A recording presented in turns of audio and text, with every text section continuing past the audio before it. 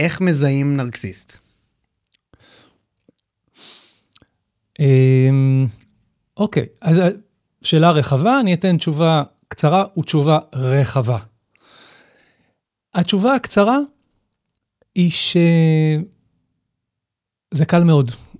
כשנמצאים עם מישהו שמרוכז בעצמו, לא צריך אפילו להכיר את המילה, לא צריך אפילו לדעת את המיתוס על האלם חמודות נרקיסוס, שהיה מאוהב רק בעצמו, והגיע לבבואה שלו באגם, לא צריך, יש פסיכולוגים שאומרים נרקיסיסט, או נרקסיסט, היה גם דור שהיו אומרים נרציזם, זה הכל שטויות, זה הכל שמות לאותה תופעה. בן אדם אתה תבחר, השמש סובבת סביבו, זורחת לו ממקום לא צפוי. הוא זורח לשמש אפילו. כן, הם מחזירים אור אחד לשני, הם ככה. כן. זה די פשוט. כן, בבקשה.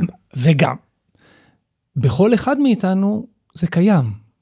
זאת אומרת, זה לא רק איזה הפרעת אישיות בעמוד, אני לא זוכר, 400 ומשהו בספר הבחנות הסטטיסטי של הפסיכיאטרים.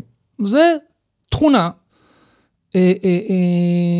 נטייה, שכולנו מדי פעם מבטאים אותה בעצמנו.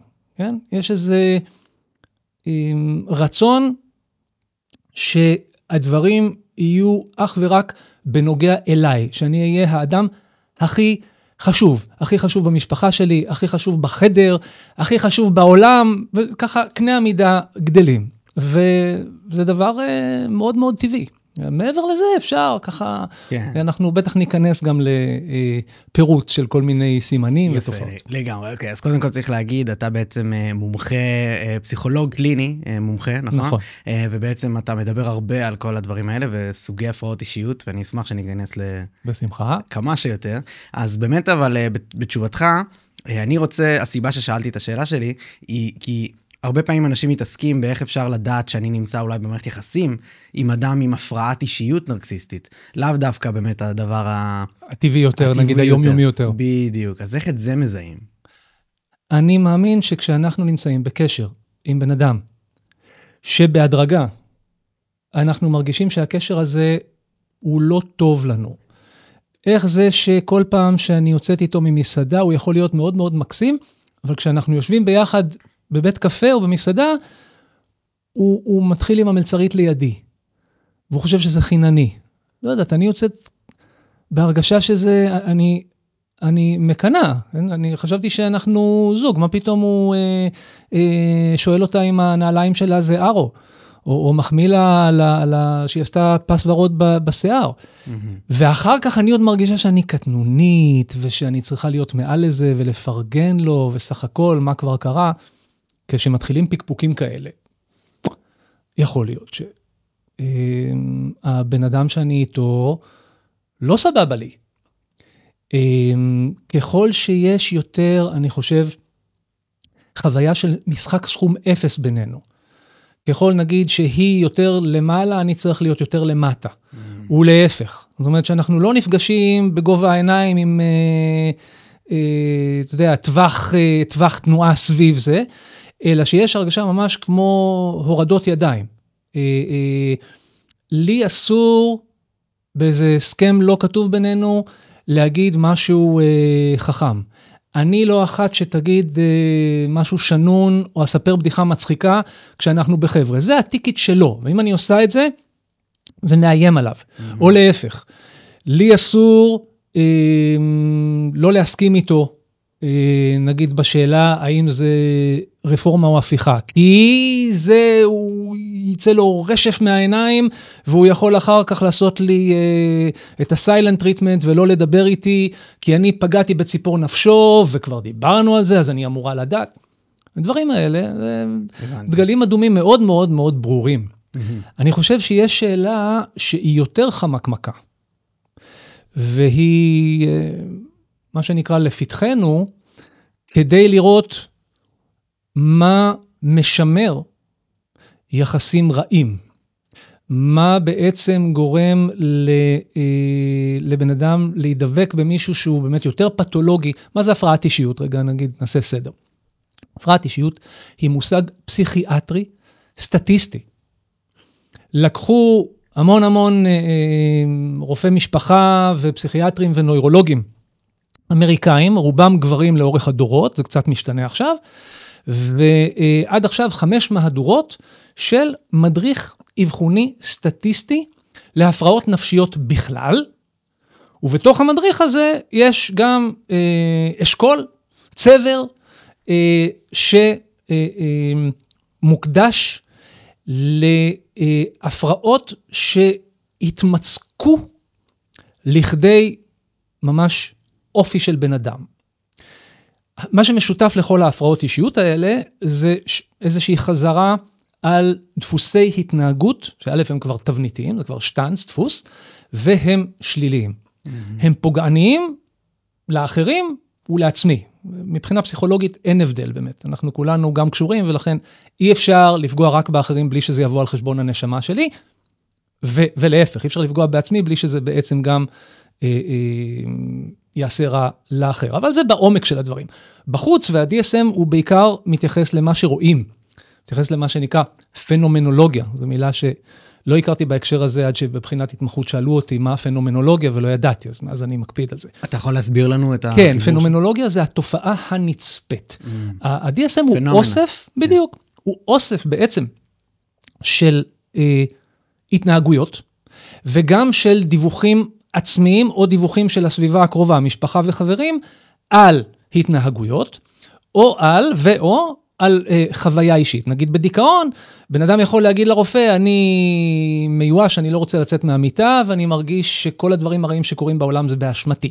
זה דיווח על חוויה. ההתנהגות זה שהוא לא יוצא מהמיטה, הוא לא מתקלח שבועיים.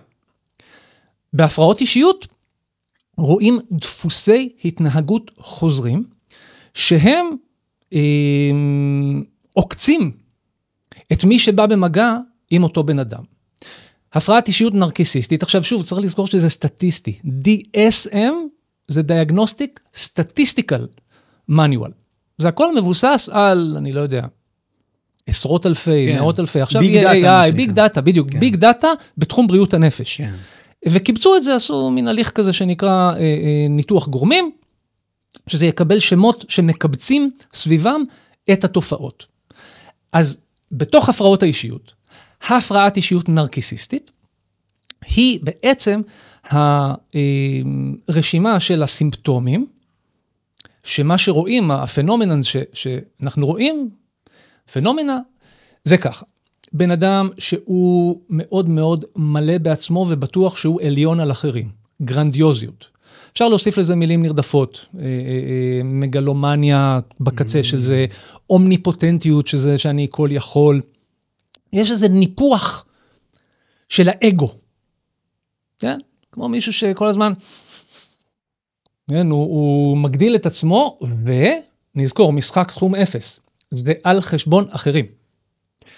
הוא מרגיש שמגיע לו זכויות יתר.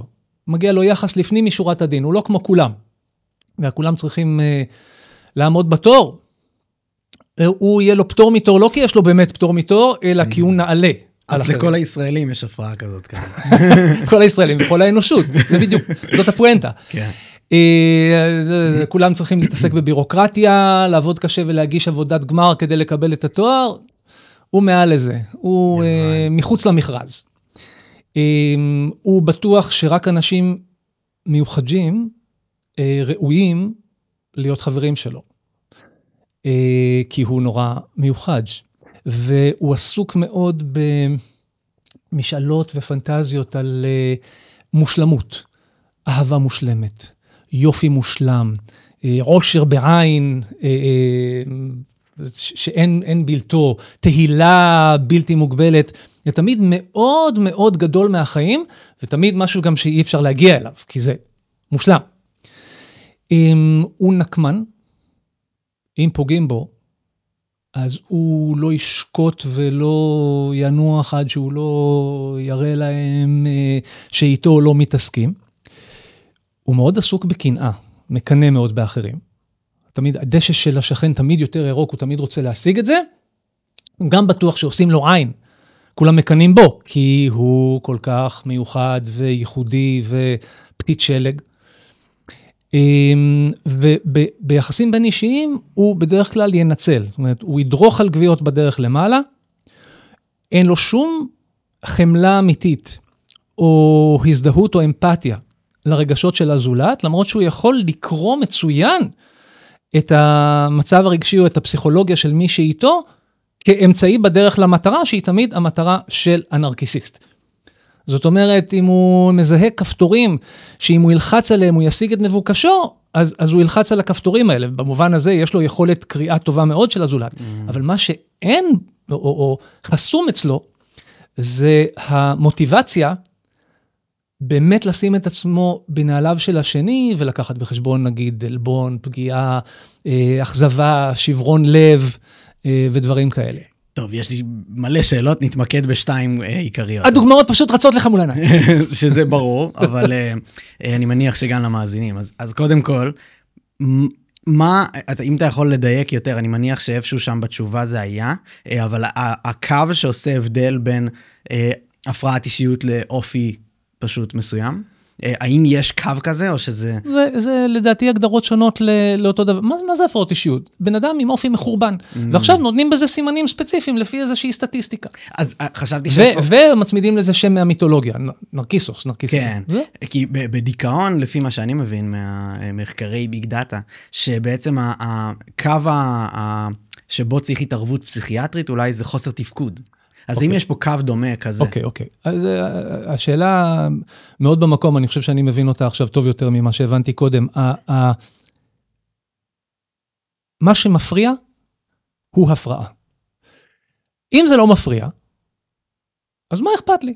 אם זה לא מפריע שבן אדם לא מתקלח שבועיים, חושב על להתאבד, מיואש מהחיים, רק שזה לא יכול שלא להפריע. ולכן זאת הפרעה והיא נקראת דיכאון.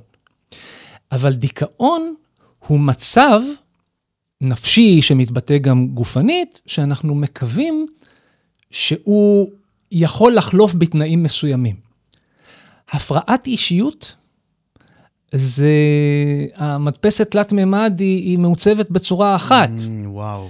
ואז מה שנקרא ברפואה פרוגנוזה, סיכויי ההחלמה קטנים, מבחינת גם המוטיבציה של הבן אדם, וגם המקום שלו לזוז בתוך עצמו, לכיוון אחר. אתה מכיר את המשל של הצפרדע והעקרב. בוודאי. הקרב מבקש מהצפרדע להרכיב אותו על הגב, כי הוא לא יודע לשחות, והיא אומרת, אני פוחדת שתעקוץ אותי. והוא עושה לה, כן, החתול של שרק. לא, אני זה וככה ופה ושם, ומשכנע אותה, והוא קריזמטי, וכמו בשיר של דפנה הרמוני, יש לו אופנוע חדיש, והיא לוקחת אותו על הגב, ושור אינף, זה בדיוק מה שקורה. עכשיו, שניהם טובים. סליחה, המיקרופון. לא, זה בסדר. והיא אומרת לו, עכשיו שנינו טובים, מה עשית? והוא אומר לו, אין, הקרב נשאר הקרב, it's in my nature, זה בטבע שלי. זאת אומרת, הקרב הוא יותר הפרעת אישיות מהצפרדע, אם כי לצפרדע יש עוד דרך לעבור, עד שהיא תחליט בפעם הבאה, אולי לא לקחת אותו על כתפיים, כמו שהחברות שלה צועקות כל הזמן. אז הקרב לצורך העניין, זה משל הרבה יותר טוב מאשר בעיניי, איזה הגדרות כאלה, הפרעת אישיות. זה הרעיון. אהבתי, וזה ממש עשה סדר, וזה בדיוק השאלה שאני שאלתי. אז אוקיי, ועכשיו מה שמעניין מאוד, אולי גם את המאזינים, בטח שאותי, מה יותר מסוכן? לא לדעת שאתה נרקסיסט, או לא לדעת שאתה נמצא מערכת יחסים קרובה עם נרקסיסט? איזו שאלה אדירה בעיניי, שהתשובה עליה היא נפיצה, לפחות על פי הפידבקים שקיבלתי עד כה, כי אני לא בטוח שבעומק הנפש יש הבדל גדול. בוא נעשה סדר, זה לאט לאט. נגיד בן אדם שעונה על 5 פלוס מתוך 9 התסמינים הסטטיסטיים המזוהים ב-DSM להפרעת אישיות נרקיסיסטית, אנחנו נזהה אותו די מהר. שוב, אף איש מקצוע לא דרוש כדי להגיד, רגע, זה עונה לקריטריונים? כולם מכירים את הבוסים שהכל סביבם, שאומרים, חשוב לי מאוד לשמוע את הקולות השונים, כי אני רוצה שיהיה דיון, ואז מדברים שעתיים, וכאן אומרים, היה יופי של דיון. כולם מכירים את הבוסיות, שהדלת שלהן תמיד פתוחה, והן תמיד רוצות לשמוע ביקורת כדי לייעל את הארגון, אבל אם מישהו מעז לרמוז שאולי יש איזה מקום לשיפור, הוא מחוק. הוא לא ייכנס יותר בדלת, הדלת מבחינתו נסגרה. כולנו מכירים את אלה שמתחילים, גומרים ומשבצים תוך כדי משפט את המילה אני. אני, שלי, אותי, בי, עצמי. נכון? יש את השיר של אנה זק, מי זאת? אני לא מספיק מעורב. בסדר, אז טוב מאוד. אז אני שמח שיהיה לי במה לחדש. הקליפ זה כזה, זה מחווה לבריטני, ל-Hit me baby one more time, מתחיל כזה בשיעור. עם הלוקרים כזה וזה. בדיוק, והשעון כזה, נעשה ביט. טק, טק, טק, היא אומרת משהו כזה. מי זה פה שקמה על הבוקר עם הלוק שלה ביוקר לא בודק את המחיר? אני. לא צריכה לשאול את המראה במעלית, אני יודעת מי הכי יפה בעיר. אני, כן? בן אדם שהוא עם הפרעת אישיות נגיד, או שכאילו הנרקיסיזם זה אצלו דומיננטי, הוא כמו באמת האימא של שלגיה, שכאילו כל הזמן, אתה יודע, בני נוער עוברים ליד תמיד מכוניות וחלונות רעבה, והם מתקנים. זאת אומרת, נוסיף להם 20 דקות כאילו למסלול, כי... אתה נוגע פה פשוט, סליחה, תסיים תמיד את ה... פשוט המוטיב הזה של מראה והשתקפות, זה תמיד חוזר, גם במיתוס, הוא רואה את הבבואה שלו, וזהו, הוא מצא את ה-the one, כן. ושוב, אני רוצה שתשלים את המהלך שהתחלת, רק נגעת פה בעניין שהוא הסיבה לשאלה שלי, שבעצם אתה נוגע פה בדוגמה לבחורה זמרת ישראלית מאוד מצליחה. אולי יש לה את ההפרעה הזאת אמנם. לא, הפוך. אני חושב שיש לה הומור עצמי אדיר, שמאפשר לנו להסתכל על זה מהצד. אז אני חשבתי שאולי אפילו זה משהו שיכול להוביל לתהילה, עצם ההפרעה הזאת. השיר מבטא משהו שאנחנו כולנו, אני חושב באיזושהי רמה, מזדהים איתו משני הכיוונים. כי השיר הוא בעצם על זה שהיא נתנה לבחור מספר, והיא נתנה לו מספר לא נכון, בכוונה. אופס, הבאתי לו מספר אחר, הוא בטח לא מפסיק עכשיו להתקשר.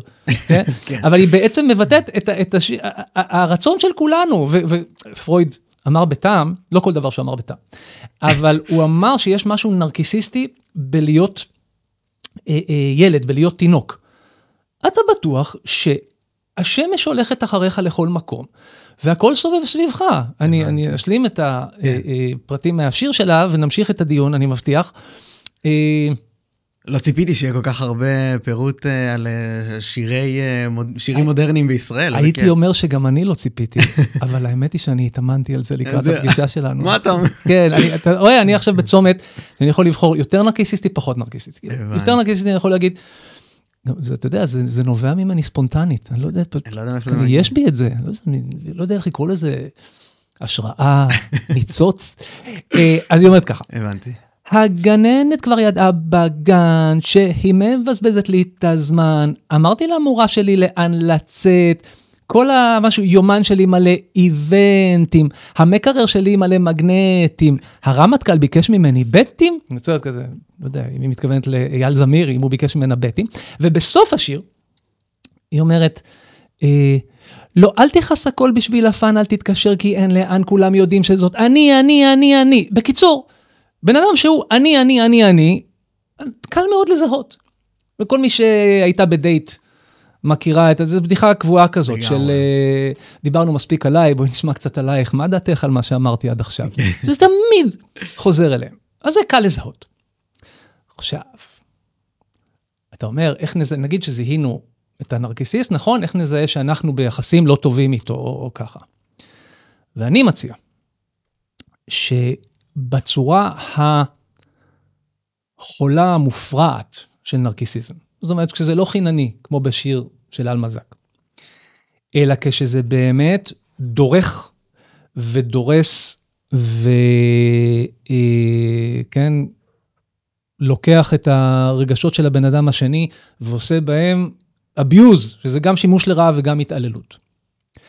אז נשאלת השאלה, כמה זמן צריך לעבור, ומה צריך לקרות ביחסים האלה, כדי שהצד הנפגע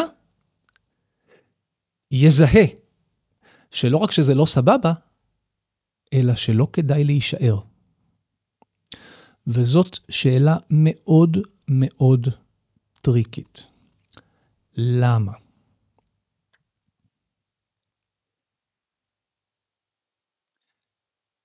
אנשים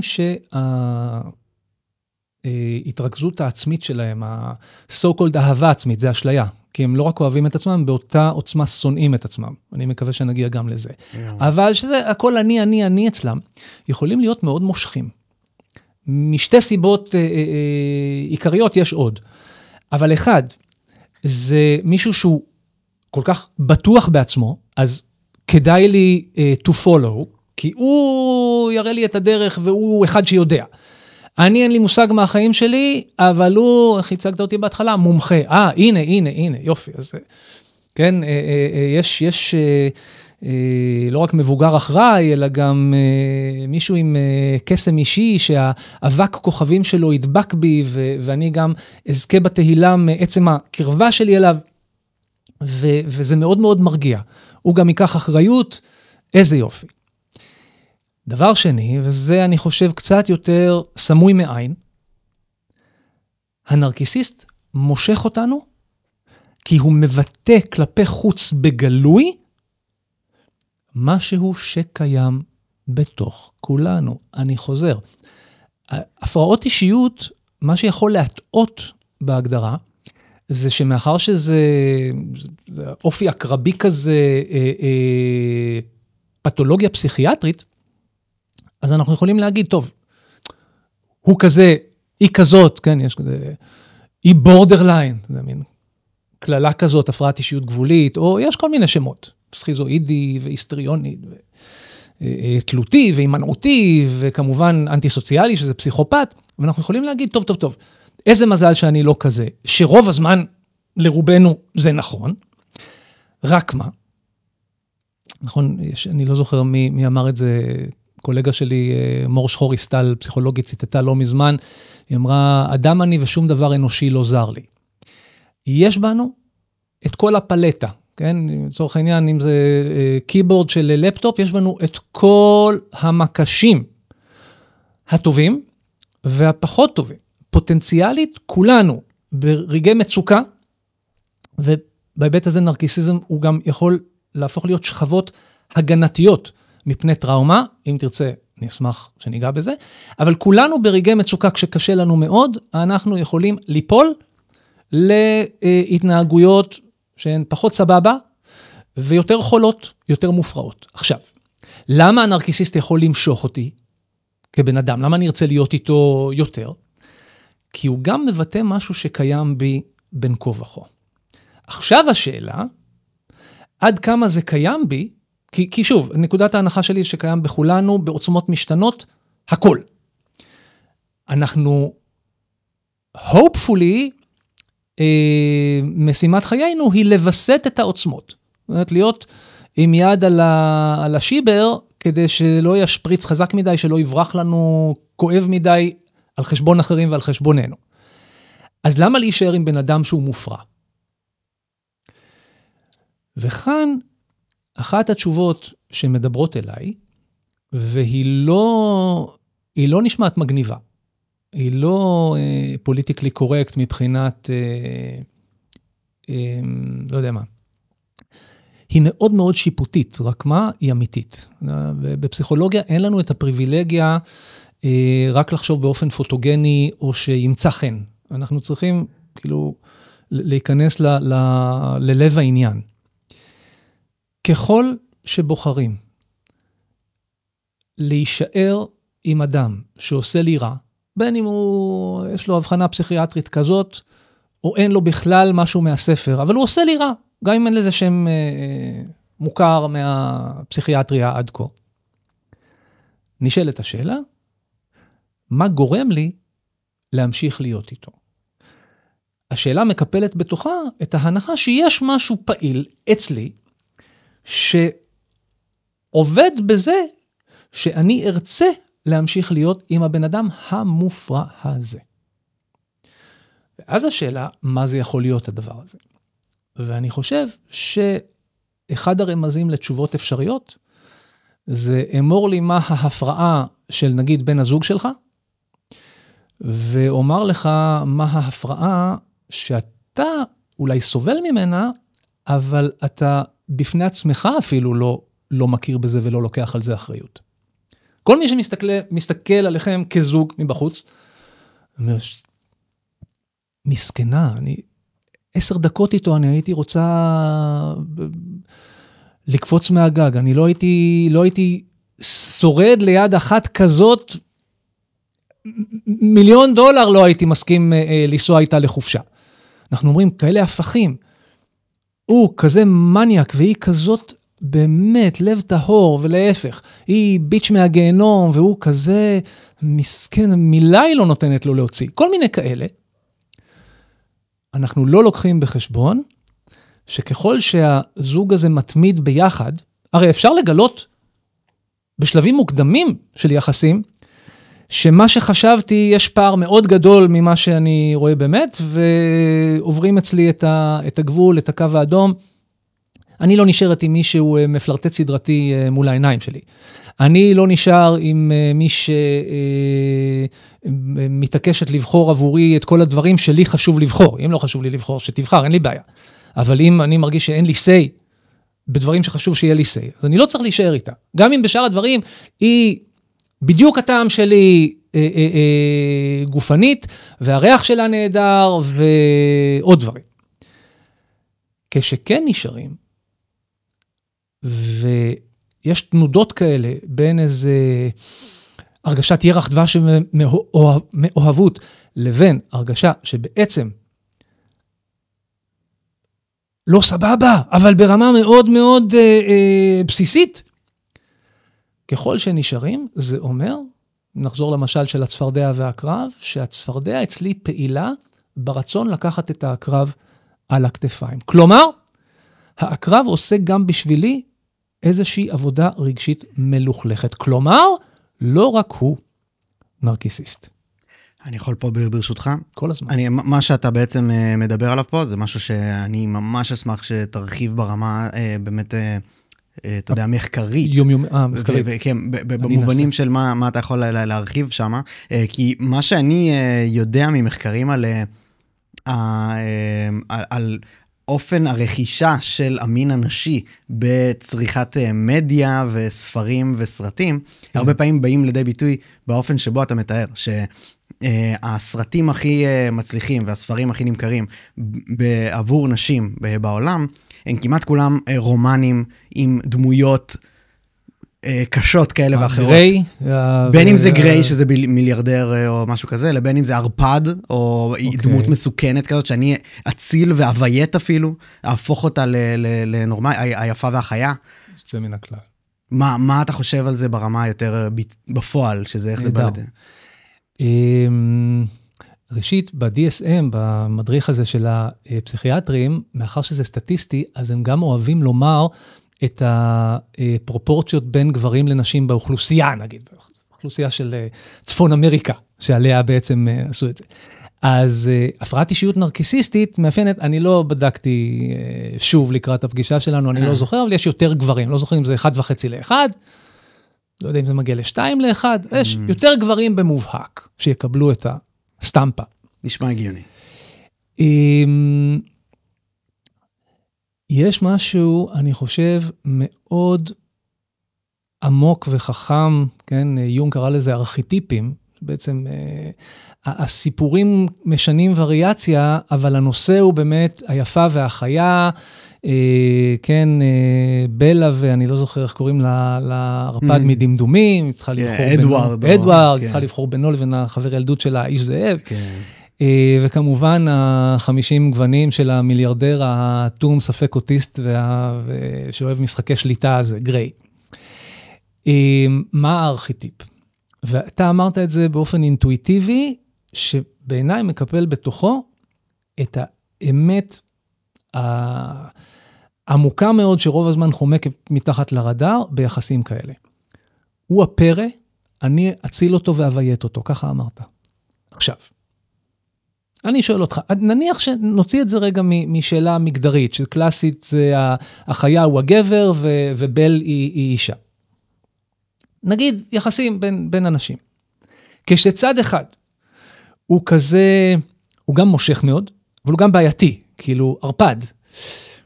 מסוכן. מסוכן, קצת יגזים עם הניבים ואפשר לאבד דם יותר מדי.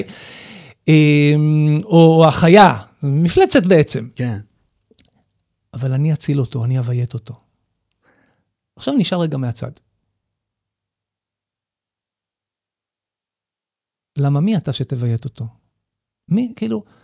מי את חושבת שאת זאת שתצילי את המפלץ מהכללה העתיקה שקלעה אותו בטירה הזאת? אלא אם את מאוד מיוחדת. וזה מה שצריך להוכיח. זאת אומרת, ועכשיו באופן יותר אפל, פחות באמת הוליוודי מיתולוגי, אלא יותר יומיומי, אנשים שנמצאים ביחסים מתעללים. סטטיסטית נשים הרבה יותר סובלות מאלימות מצד גברים, אם כי יש גם תופעה הפוכה שלא זוכה מספיק להכרה. שהיא לאו דווקא אולי פיזית, למרות שגם, אבל יש הרבה התעללויות. גם וגם. בוא נגיד, אין התעללות פיזית שאין בה התעללות נפשית, יש את ההפוך וזה רע מאוד עדיין, כן, התעללות נפשית. אחד הדברים שהם חוזרים ואומרים, זה שנגיד כשהוא מתנצל, הוא נורא חסר אונים, והוא נורא מסכן בעצם. וגם כשלוקחים בחשבון, נגיד, איזה דברים שאבא שלו עשה לו כשהוא היה ילד, אז אתה יודע, אז לא פלא שכל כך קשה לו. ומה? אני מבינה אותו. ואני יודעת איך להרגיע אותו. באחד האבנג'רס, שם הענק הירוק, מפלצת מודרנית, כאילו שהכעס שולט בו מאשר ההפך, וכדי להרגיע אותו, אז נטשה, סקרלט ג'ואנסון, עשה לו מין שיר ערס כזה, ומלטפת לו את כף היד, ומחזירה אותו להיות ברוס באנר, החנון והרך. זה לא שזה רק אשליה, אבל זה מין משחק תפקידים קבוע, שאומר, לא רק אתה הנרקיסיסט, נחזור לזה, עליון עליי, אלא אני יודע להיות עליון עליך, אני יודעת להיות עליונה עליך. הייתה כתבה פעם מזמן, של איזה כוכבת ילדים, שסיפרה על יחסים מתעללים, שהיא הייתה בהם עם גבר הרבה שנים, אבל הכותרת הייתה, כשלא היינו רבים, הייתי חושבת שמשהו לא בסדר, ובתוך הרעיון היא אומרת, אני ידעתי איך להדליק אותו. עכשיו, זה בהחלט שליטה. מצד מי שנתון להתעמרות ומרות והתעללות, אבל בעצם משמר גם הרגשה, אני זאת ששולטת, אני זה שבעצם קובע, אני חוזר, על איזה כפתורים ללחוץ כדי להשיג תוצאה רצויה, גם אם התוצאה חולה, כי לפעמים כשאנחנו לא סגורים על עצמנו, אז אנחנו מחפשים תוצאה חולה. אבל זה דבר נרקיסיסטי. זאת אומרת, הקורבנות התמידית, עם מישהו שאפשר להיפרד ממנו, אבל לא נפרדים ממנו, אני מבדיל את זה ממישהו שלהיפרד ממנו זה סכנת מוות, כי זה קיים. אז אני מבדיל בין המקרים האלה, לבין שנשארים. עם מישהו שאם ניפרד ממנו, ההתעללות תיפסק.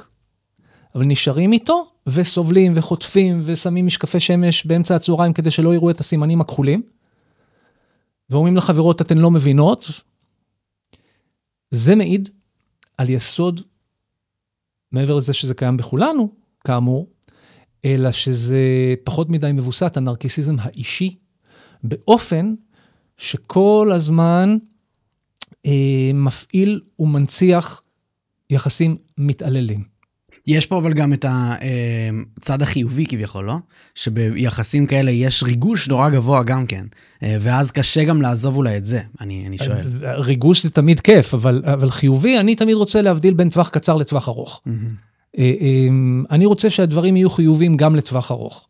אני רוצה שנגיד בתוך זוג ימצאו דרכים חדשות לריגוש שלא כרוכות בפגיעה. זאת אומרת, שלא כרוכות בלצלק את הבן אדם השני, פיזית או נפשית.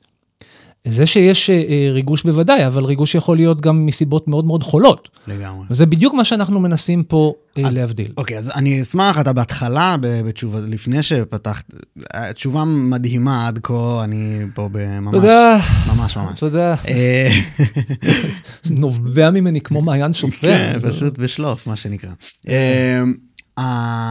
נגעת בהתחלה בזה שזה אחד מיני הפרעות אישיות רבות, נרקסיזם. אתה יכול לעשות לנו סדר באותן, מהן ההפרעות האלה, מה המסוכנות ביותר, מה אולי הכי כדאי לנו להכיר? מסוכנת ביותר זה אנטי-סוציאלית. פסיכופת, כן, מה שנקרא אישיות פסיכופתית, זה אדם שהתנתק מהמצפון שלו, במידה כזאת, שהוא לא רק, נגיד אמרנו, ויש הרבה חפיפה, שוב, זה גם מאוד מטעה לחשוב שזה שמות של תופעות נפרדות. פסיכופת יכול להיות מאוד נרקיסיסט, ולהפך, כן? אבל הוא לא רק דורך על אחרים, דורך על גוויות בדרך למטרה, הוא לא רק משתמש וזורק, מנצל, ופוגע באחרים כדי להשיג את שלו, הוא מרגיש חי רק כשהוא עושה את זה. זאת אומרת, הוא סדיסט במובן, אמרת קודם ריגוש. מתי הוא מרגיש ריגוש? ואפילו מתי הוא מרגיש שלקפה יש טעם? כשמישהו אחר סובל. זה למשל רוע, מהסוג שאני חושב שאנחנו פגשנו בבת אחת בסקאלה תנכית, בבוקר של הטבח, וההזדהות של 3/4 עולם עם הרוע הזה מעידה על לאיזה מצב חולה הגענו. הרע לעולם לא אומר לעצמו שהוא רע, חשוב. אף פסיכופת לא אומר על עצמו אני פסיכופת. אפילו, אם ניקח דוגמאות כאלה ספרותיות שמלמדות על הפסיכולוגיה של האדם, אז אצל שייקספיר יש ריצ'רד השלישי, שהוא ממש פסיכופת, או יאגו מאוטלו, כאילו ממש דמויות כאלה ארכיטיפיות של פסיכופתים, כתובות לא רע, אז שייקספיר, הם תמיד מצדיקים את מה שהיינס קוט קורא, את הפגיעה הנרקיסיסטית, איפה העליבו אותם, פגעו בהם, בגדו בהם, יחזבו אותם, שבגלל זה, אומר ריצ'רד, על כן נחוש אני להיות נבל. הוא לא אומר אני נבל כי מטפס על הערים כי הם שם. הוא אומר זה כי עשו לי ולקחו לי. כן? מרתק. העניין עם באמת חמאס שנגעת שם, ממש אני אשמח להרחיב, כי זה פשוט עניין גם של תופעה של, אתה יודע, התעלות רוחנית המונית שהייתה שם של המבצעים את הטבח. זה היה פשוט... מה זה התעלות רוחנית? ככה הגדירה את זה פה דוקטור עינת וילף, שזה מה שראינו, exhilaration. חכמה מאוד, כן. כן. אבל אני רוצה ברשותך, לפני זה, כי נגעת שם משהו שעוד יותר מחבר אותנו באופן יותר אלגנטי לדבר הזה. באותם פסיכופטים, מוכרים, פתולוגים וזה, אז יש צורך העניין, סתם דוגמה שאני לומד ממנה הרבה, זה ג'פרי דאמר, שאני מניח שאתה מכיר. תפרט קצת, אני רק שמעתי את השם, אני פחות מכיר. רוצח המונים כזה, אתה יודע, סדרתי בארצות הברית, שהיה גם אוכל את האנשים.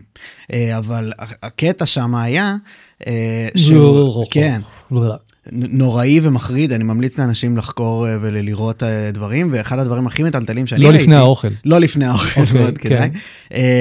ושום דבר גרפי אני לא ממליץ כמובן, אבל נכון, יש שם את הקטע שבו הוא מדבר אחרי, בעצם שכבר הוא מקבל את העונש שלו בבית משפט, ואז הוא אומר איזושהי הודעה, שהיא בעצם שהוא רואה כמה הוא רע, והוא רואה שהוא צריך להיות בכלא לנצח, כאילו, זה הפתרון היחיד לבעיה שהיא הוא. ואז משהו שמעניין אותי, זה שאתה אמרת שהרבה פעמים ההסבר הזה מגיע בשלמותו שזה טוב בדרך כלל. הפסיכופת רואה במעשים הרעים שלו לאו דווקא את הרוע שלהם. ואולי פה זה עניין גם של אחרי שאתה מקבל גזר דין. איך אתה מסביר את זה? אוקיי. במידה שבה הפסיכופת מכיר ברוע של עצמו, כי שוב, זה כמו נגיד פרפרזה על איך זה אבישי בן חיים, ההגמוניה שאינה מודעת להגמוניותה, הרוע לעולם אינו מודע בזמן אמת לרועו, כן? אמר את זה כבר סוקרטס, כן?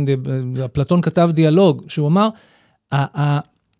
נפש לא יכולה לעולל רע ולדעת שהיא עושה את זה באותו זמן. וואו. עכשיו, שלא נתבלבל, זה לא מוריד כהוא זה מהאחריות המוחלטת והמלאה של זה שמעולל רע. זה שהוא לא מודע לזה, לא אומר שניתן לו בגלל זה הנחת, לא יודע מה, אי שפיות זמנית. גם בתוך ההגדרה הכנסת את המילה נפש, זה לתת לו אנושיות מוגברת מאוד אפילו.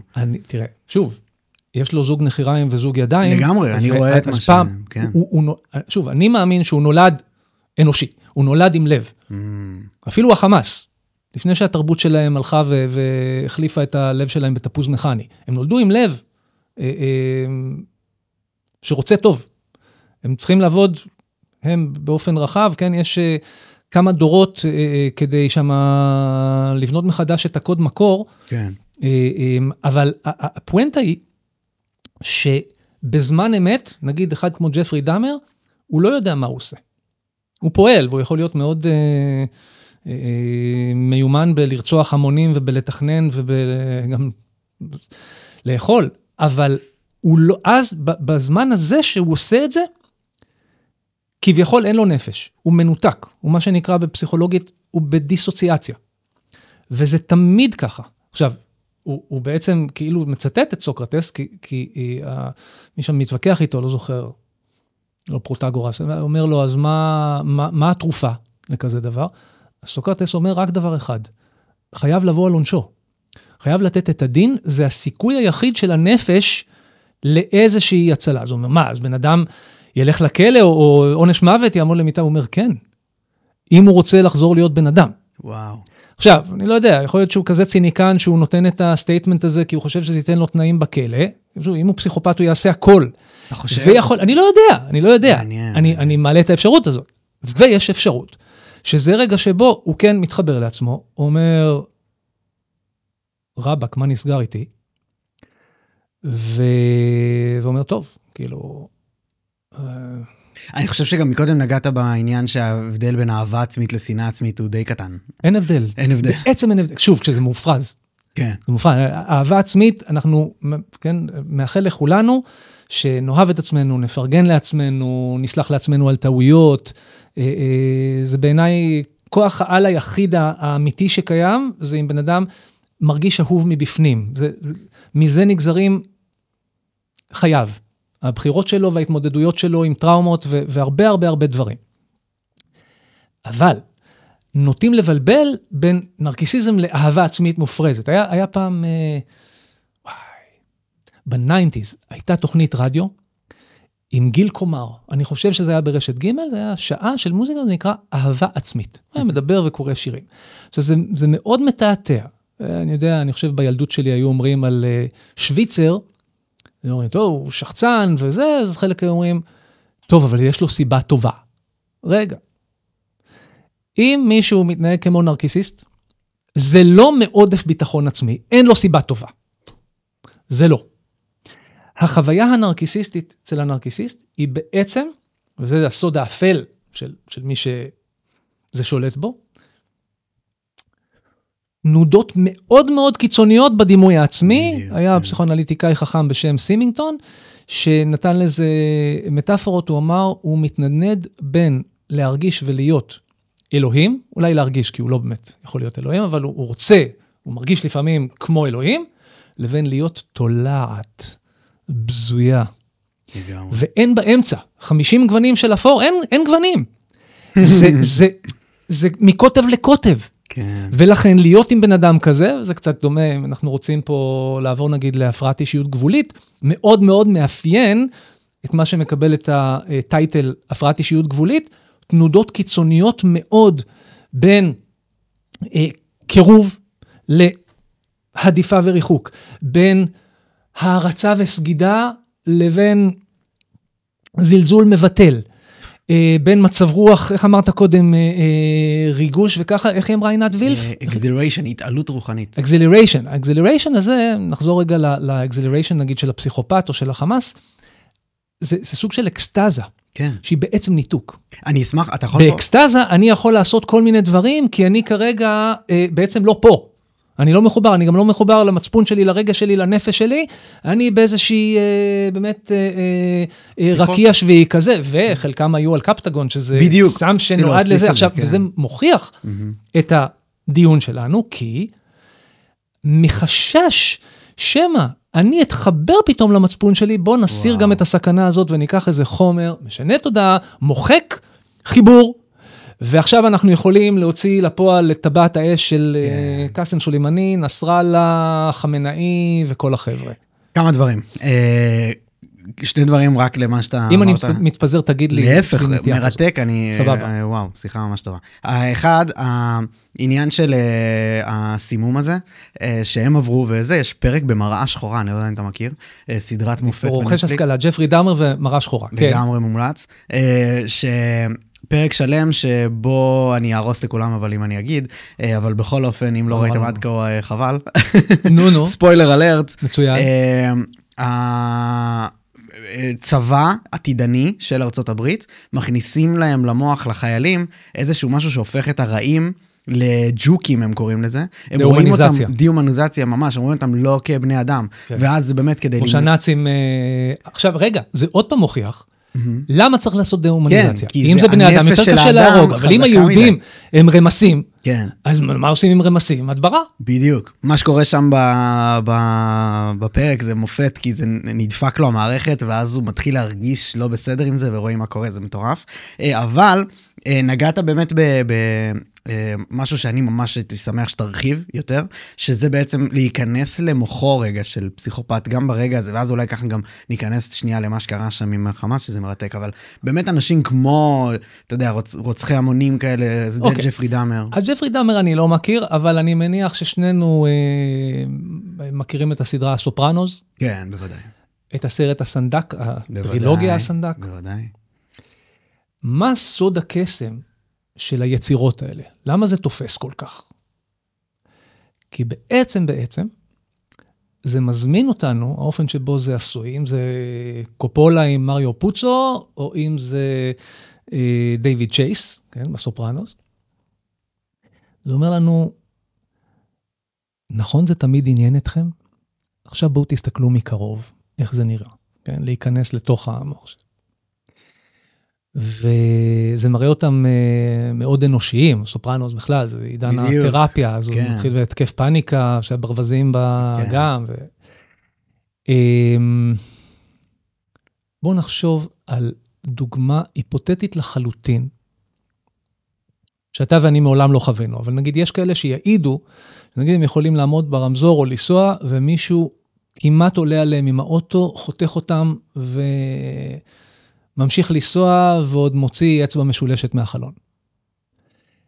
והנהג מאחורה שעשו לו את זה, גם מקלל, אבל גם... שנייה אחת. אוקיי. הנהג מאחורה שחתכו אותו כרגע ועשו לו תנועה מגונה, לשבריר הרף עין, חולפת בו המחשבה, וואי, שימות. בסדר. נגיד, היפותטי, אבל בעולם מסוים אצל אנשים שהם אפשר לדמיין כזאת סיטואציה. האם הנהג מאחורה הוא פסיכופת? לא. אני חושב שלא. עד שלא הוכח אחרת, אבל כאילו חלפה בו מחשבה הבאה שלא תהיה, אני קונה לבן זוג שלי פרחים, זה י"ז באב, אני עושה לו טוויסט על ט"ו באב. אבל מה אפשר ללמוד מהדוגמה הזאת? שבכולנו, כאמור, אם יש את הפלטה, יש את המקשים של הקיבורד, יש רגעים שבהם היינו רוצים לעשות מה שבא לנו, ולבוא חשבון עם מי שפגע בנו, בכל מיני קנה מידה. יכול להיות חתך אותי בכביש, זה יכול להיות יותר, זה יכול להיות שותף שמעל באמון שלי ובכספים שלי, זה יכול להיות בת זוג שבגדה בי. אני יכול לתת פה דוגמה, ברשותך? בשמחה. שלדעתי, לי עשתה ממש סדר בדבר הזה. אני לא יודע אם אי פעם קראת את המכתבים של the Colombian shooting incident, mass shooting בבית ספר. אם אני לא טועה, קראו איזה באוניברסיטת קולומביה, אני לא זוכר.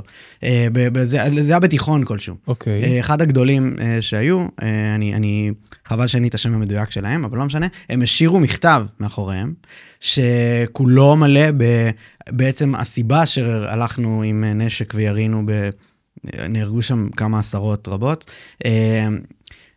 היא כי החברה נטשה אותנו. אנחנו מרגישים בלתי נראים ביום יום. זה זוג, צמד אנשים, כאילו גברים, שני בנים. אבל שוב, עשו לי, לקחו לי. עשו לי, לקחו לי, לגמרי. לבוא חשבון עם הדבר התמים ביותר, שזה ילדים. אבל אתה אומר, האם אפשר להיכנס רגע כאילו לנעליים שלהם או לראות את זה, ואתה נותן דוגמה באמת של מה הם אומרים בגוף ראשון על עצמם. אני חושב שהחיים, נגיד, של ראשי משפחות פשע, רוצחים סדרתיים, דאמר כזה, ועוד, גם... רגע, נזכרתי בשם, קולומביין. קולומביין. זה נכון, יש על זה את הדוקו של... יש דוקו מאוד מפורסם. דרישת שלום מקולומביין, משהו כזה. כן, קולומביין שוטינג. אני חושב שזה גם מהלך עלינו אימה, אימים, זה גם באמת אוי ואבוי, רק לא לבוא במגע עם אחד כזה, וגם יש בזה פוטנציאל להקסים אותנו. כי מי לא היה רוצה לפעמים להיפטר מהיריבים שלו באופן שלא ישאיר סימנים, שהם יפסיקו להציק לו כל הזמן, שהם יראו מה זה, שכולם יפחדו מפניו, שאף אחד לא יתעסק איתו. והנה, יש לך טוני סופרנו כזה, יש לך דון ויטו קורליאונה כזה, והבן שלו מייקל. החוק, הם מעל החוק, אמרנו, נרקיסיסט זה תמיד, הוא לא בכללים הרגילים. וזה בעצם מדבר אל נגיד, היסוד הפסיכופתי, שיכול להיות קיים בכל אחד מאיתנו. אני יכול ברשותך, שאלה כזאת על מה שאתה, המדגמים שאתה מבצע במחקר האישי שלך, כמה פעמים... בחיים אתה מתכוון. לא, אני מדבר דווקא בקליניקה. כמה אתה פוגש באמת שזה רווח כאלה פנטזיות נקמה כאלה, כמו שאתה מדבר? כמספר האנשים, ככה מספר הפנטזיות האלה, אבל יש הבדל בין פנטזיות ומחשבה שהיא באמת לשבריר שנייה, לבין מי שאלה החיים שלו, לבין מי שהולך ומתנתק ממה שהופך אותו לבן אדם מצפוני, ועובד להטיל אימה על אחרים, כדי להשיג איזה שהן מטרות, כמו, לא יודע, שליטה בסמים בשכונה שהוא סימן כטריטוריה, או השתלטות על מכונות המזל והצ'יינג'ים בערי החוף, או כל דבר אחר שמאפיין משפחות פשע, או כל דבר אחר שמאפיין טרוריסטים. ציטטת קודם את אלה מקולומביין, החברה לא ראתה אותנו, כן, זה כזה, כמעט כמו קלישאה מטיפול, אני ילד שלא ראו אותו, כן. אוי, מסכן, אז תשרוף את העולם באמת, זה יהיה הפתרון. פיזית בלבנון הייתה הרבה שנים, כבר לא, אבל הרבה שנים הייתה התאגדות שככה מסונפת לחיזבאללה, של ארגוני טרור שנקראו המדוכאים עלי אדמות. כן, בדיוק. אנחנו דיכאו אותנו. זה מאוד מבטא את כן, אנחנו, מה זאת אומרת? אנחנו פשוט עושים צדק, וכו' וכו'. עכשיו, באמת העולם כרגע הוא במצב כל כך פסיכוטי, וחולה באמת, משהו פרוורטי. יש איזה סאדו מזו שהשתלט, כאילו, וואו. שאנשים הפכו את זה לסקסי, זה המוסר החדש. הקורבניות. כן, אבל הקורבניות כאילו, כן, שמצדיקה הכל. אבל אני מאמין בתנועת מטוטלת. אני חושב שגם המלחמה פה נגמרה, וגם אני מאמין בטרנדים. זה טרנד היום ונורא, זה אנטישמיות שכנראה לא הייתה מאז ימי הביניים. העולם הוא במקום מאוד מאוד מאוד חולה ומופרע. זאת אומרת, האנשים האינטליגנטים הם מעוותים מבפנים, משהו שם רקוב. אני לא אתפלאים בעצמם, הם בחיים שלהם לא ביחסים מתעללים באישי. אתה יכול בבקשה להרחיב? על המחלה שהעולם... כשאני שומע, מישהי, אי אפשר כבר להגיד עליה מישהי, כי היא לא מקבלת את ההגדרה הזאת, ג'ודית באטלר. מי שהם, כמו ג'ודית באטלר. זה אושיית מגדר, פמיניזם, מה שאתה רוצה. אומרת, זה לא אונס, זה התנגדות חמושה. היא מספרת לי על עצמה, בלי לדעת, דברים מאוד אפלים. עכשיו, לפני הכל, פחות מעניין אותי מי ומה היא מספרת לי על עצמה, יותר מעניין אותי שהיא תורמת לפגיעה בעם שלי, זה שהיא גם במקרה נולדה לאותו עם כמוני, בעצמו כאילו עושה דיסוננס. והיא גם בעלת השפעה, היא משפיעה. זה העניין, בגלל זה היא באמת פוגעת, היא לא איזה טוקבקיסטית. כן.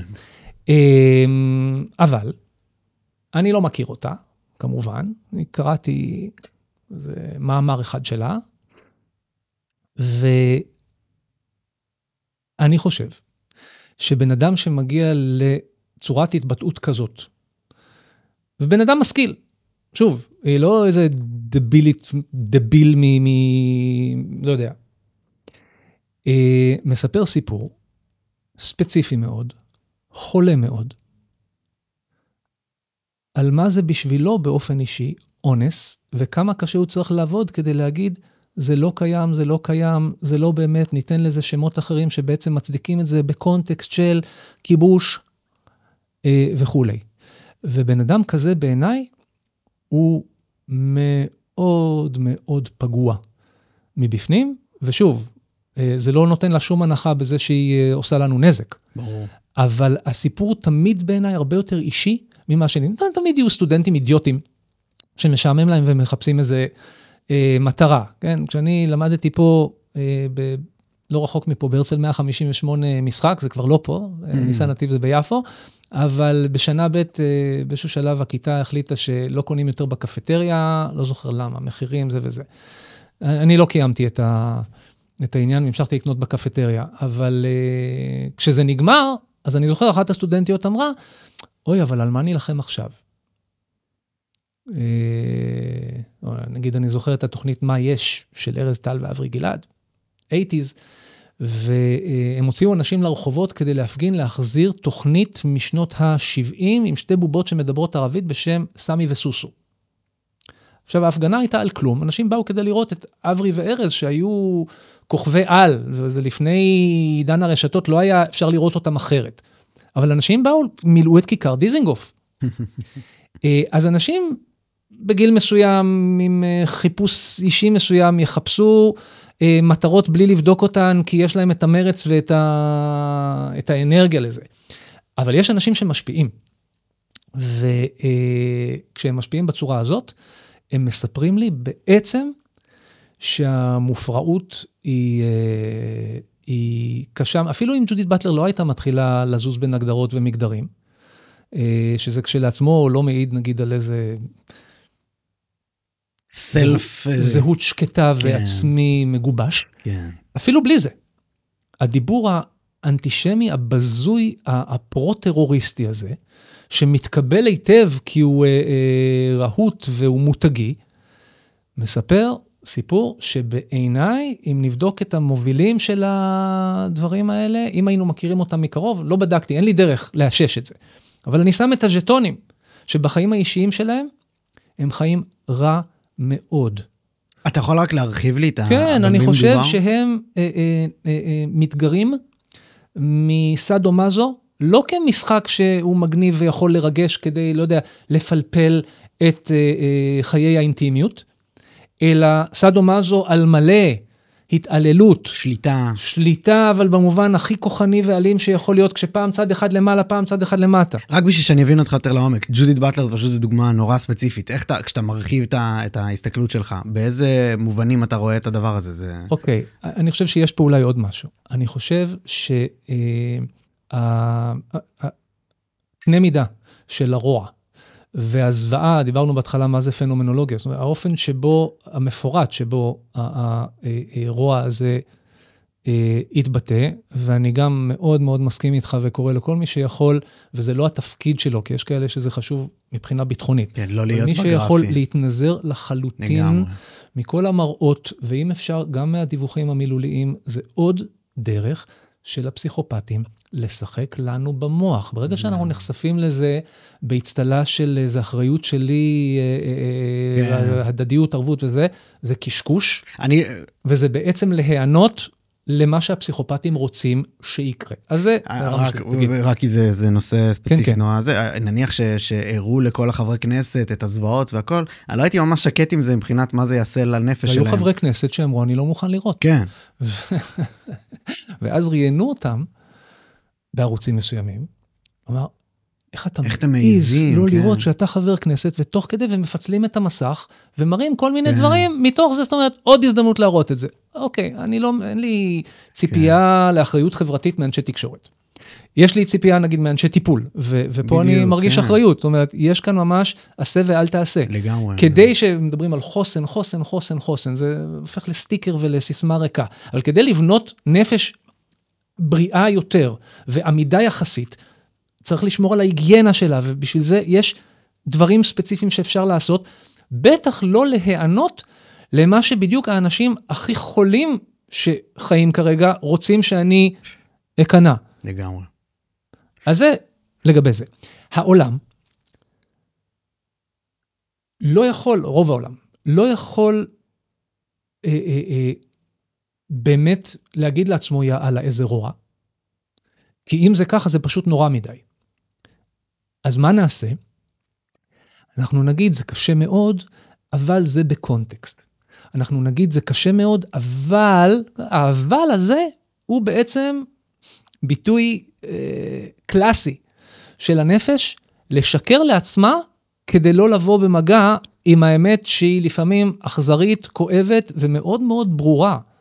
זאת אומרת, לפעמים יש רוע מוחלט, ולפעמים יש טוב מוחלט.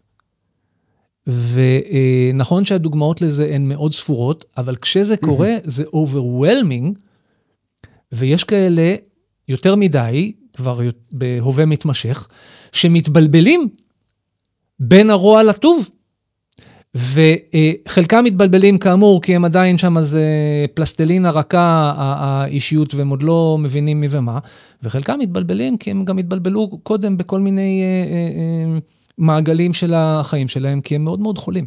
וואו.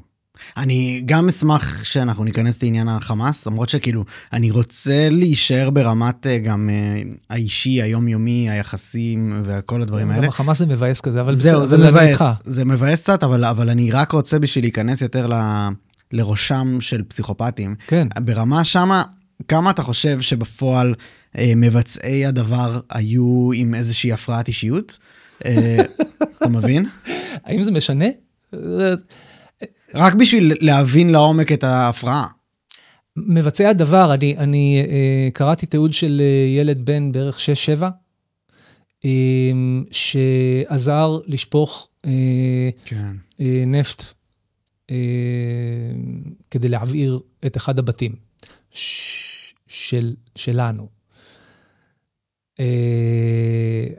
נרחיק רגע את העדות, נדבר באמת קצת תיאורטית. ב-DSM אומרים יפה שלא לתת את ההבחנה של הפרעת אישיות לפני שהפציינט הגיע לגיל 18. ויש לזה שתי סיבות.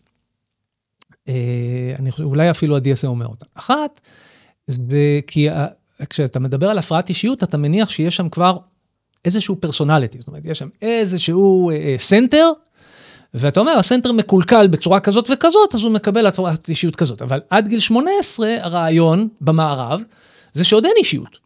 אז לא יכולה להיות הפרעת אישיות. זו סיבה אחת. סיבה שנייה יותר מגניבה בעיניי. כשבן אדם נמצא בגיל ההתבגרות, ההתנהגויות שהוא מראה לפעמים, הן כמו הרבה הפרעות אישיות. גיל ההתבגרות בעצמו יכול להיראות, נכון היה פעם, יש דור Z, דור Y, דור X, זה דור X, כזה.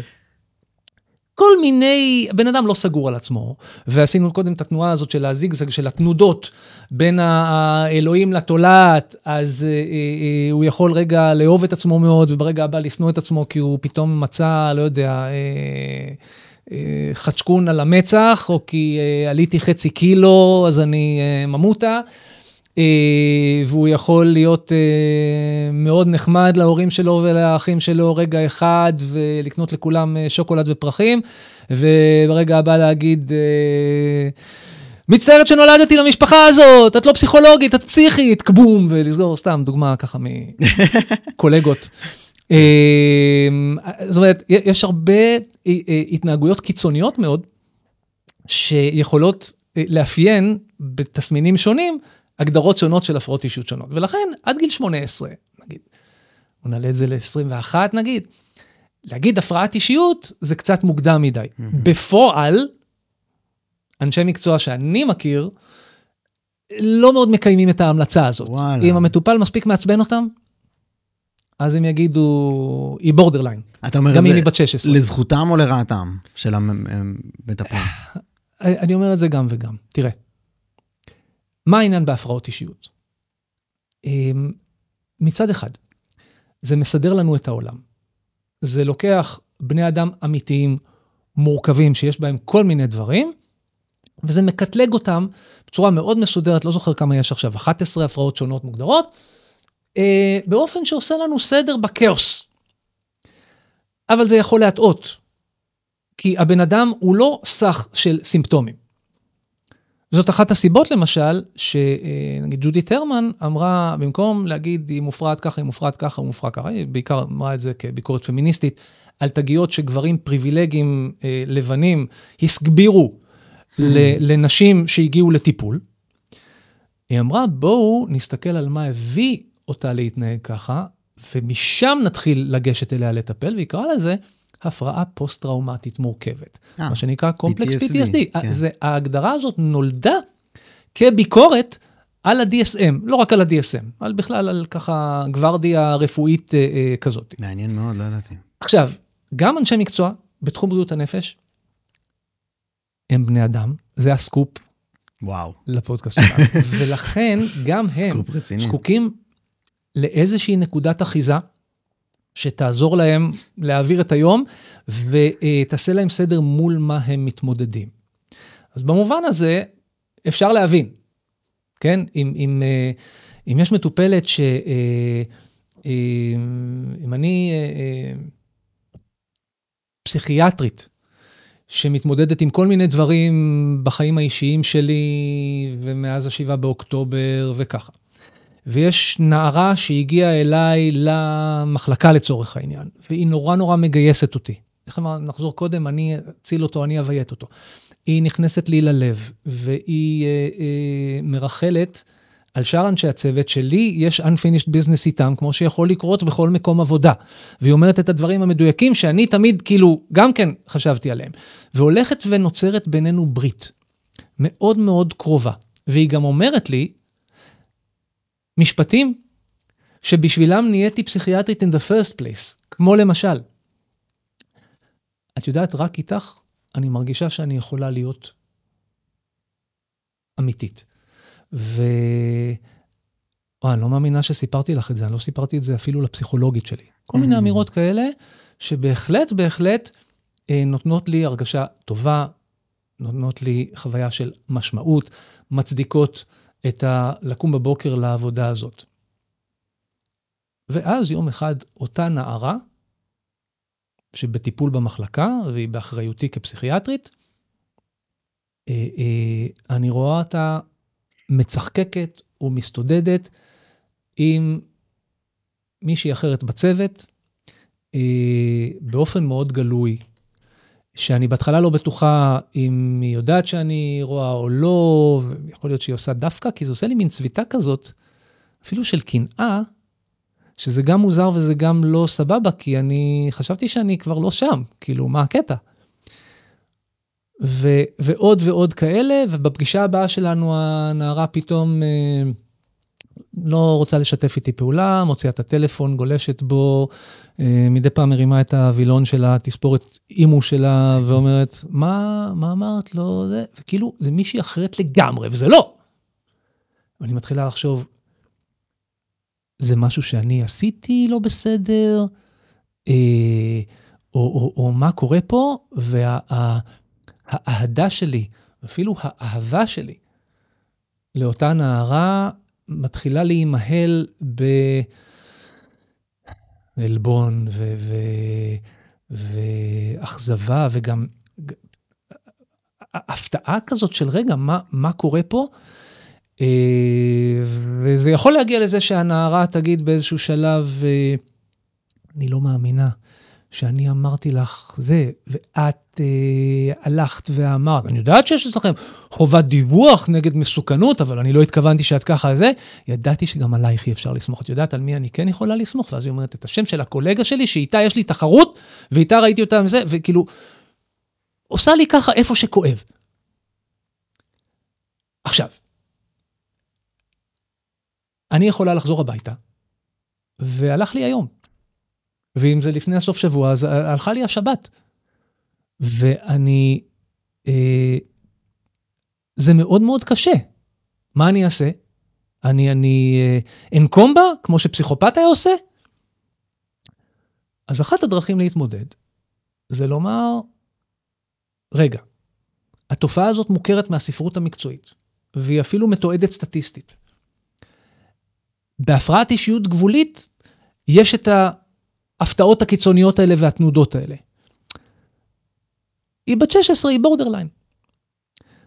אתה מבין? זה גם חלק זה גם עושה סדר, זה גם אכן, זאת אומרת, אנשים באמת מופרעים מאוד מתנהגים בצורה תבניתית. אז למה לא לתת לזה שם שעושה לזה סדר? כן. רק לפעמים השם הזה יכול להטעות כאילו זה תופעה אקזוטית או בשולי החברה, ולא משהו שיכול להיות במידות משתנות יומיומי. אז מה שאני שומע מתשובתך בבוטום ליין, זה שאותם מבצעים בחמאס היו בורדרליין. שוב, whatever. בורדרליין, נרקיסיסטים ופסיכופטים ומיליון דברים אחרים. אפשר לתת להם הבחנה לדעתך בתור אותם... איזה הבחנה? פסיכיאטרית זה פחות, זה אפשר, אבל השאלה מה יוצא לי מזה? אני מעדיף להבחן אותם כמי שינקו מבחינה רגשית,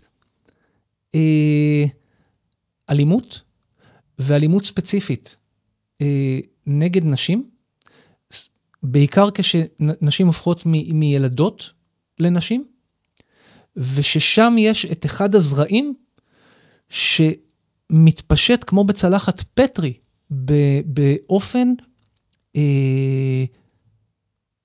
חולה ומחלי לחברה כולה, שמשפחה גרעינית הופכת להיות מקום מסוכן, וואו. שהדרך להתמודד בקונפליקט עם בן אדם, זה שהוא לא יישאר בן אדם שלם בגוף שלו.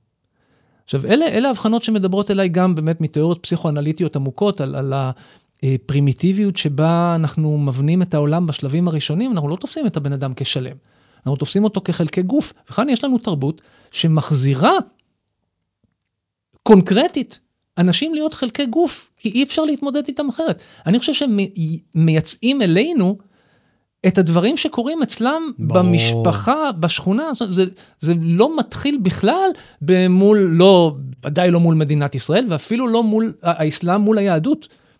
זה אסלאם ספציפי, בתוך השבט, בתוך המשפחה, בתוך הבית. את זה הם מייצאים. אני מעדיף להבחן את זה כשמות אחרים מהפרעות אישיות.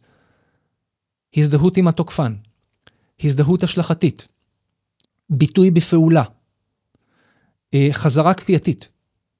זה מושגים פסיכואנליטיים שמדברים על איך הנפש פולטת החוצה, יורקת החוצה את מה שהיא לא יכולה לשאת בעצמה, מתנתקת מזה, ועושה את המוות לאחרים כדי לא להמשיך להרגיש שהיא תחת מוות. עכשיו, כשזה מתערער והיא בסיכון שהיא כן תרגיש משהו, יאללה, ניקח קפטגון. כן. או נלך ביום שישי לשמוע את הדרשה במסגד, שתסדר לנו את המוח, ולא נצטרך, אללה אמר, הנציג שלו אמר, המצפון שלי הוא מטעה אותי, כי אני חלש מדי, וכולי. זה הבחנה שמדברת אליי. מה שכן, מה משותף לזה ולהפרעות אישיות ב-DSM? שוב, כדי לעולל רע, אני מתנתק מהנפש הבריאה שלי. דיסוציאציה. במובן הזה, נתון שזה מה שמאפשר מעשים כאלה. מרתק בטירוף. אני רוצה ברשותך לקחת אותנו חזרה רגע לעצמנו, לכל אדם שמקשיב ברמה האישית, מה הוא יכול ללמוד ברמה האישית. אני אשמח, גם באופן נרקיסיסטי זה חשוב, כי זה תמיד צריך לחזור. אליי, בדיוק, לגמרי. It's all about me. זה ככה המאזינים. אני יוצא מנקודת הנחה שככה המאזינים. כי כולנו ככה. כולנו ככה, לגמרי. זה מבוא לתקשורת. לגמרי. וגם לכאן. אוקיי. מדהים, אוקיי, אז שני דברים שנורא חשוב לי שעוד ניגע, לפני שאנחנו בכלל זה. אז קודם כל, עניין השארנו מאחור, את מה אני עושה בתור הפתולוגיה של הצפרדע. לואני הצפרדע? לואני. אותם גם נגענו בזה שנשים מאוד אוהבות את הסיפורת הזאת, של להיות נשים וגם גברים שמאוד מחוברים לצד הנשי. נכון, רק אומר. כן, לא עולה לי דוגמה כרגע. סטטיסטית. אבל יש כאלה שיגידו שבכלל, שנגיד פסיכולוגים, האם פסיכולוג הוא לגמרי גבר? אני תוהה. אבל זו שאלה נפרדת. שאלה מרתקת גם עליך ספציפית, אני מניח שאתה פה רומז רמזים, אבל אנחנו נשאיר את זה ליום אחר אולי. באמת עניין פשוט, מה אפשר לעשות במצב הזה? כשאני, יש לי נטייה בתור אישה, או לא, דווקא בתור אותה צפרדע. נטייה לתת לאנשים, כן, מה עושים דוקטור? בדיוק.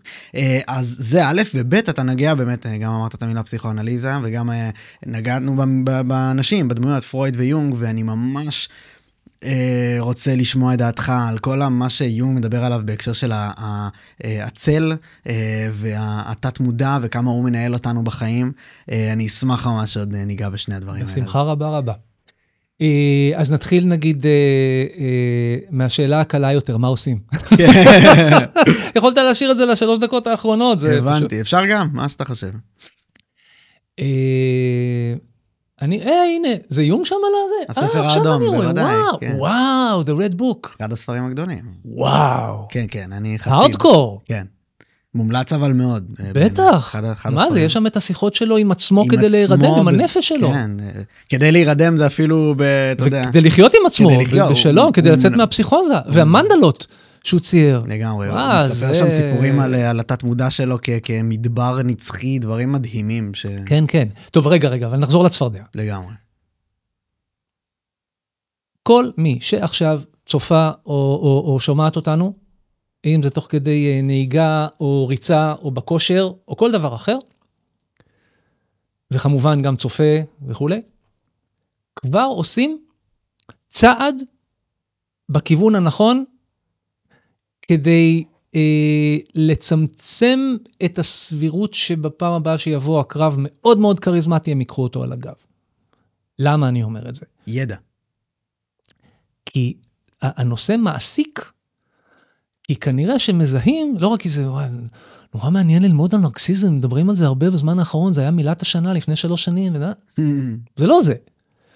זה מעסיק כי זה מבפנים. שוב, בין אם קוראים לזה בשם הזה, ובין אם קוראים לזה אני נעלבת בקלות, או בין אם קוראים לזה אישיות רגישה מאוד, נכון, יש דבר כזה, very certain, או אפילו אם קוראים לזה, אותו סימינגטון שאמר על אלוהים ותולעת, הוא אמר, כל אחד יכול לעשות לעצמו מד נרקסיזם. איך? קחו סרגל, מ-0 עד 100, כמה אתם נעלבים מביקורת?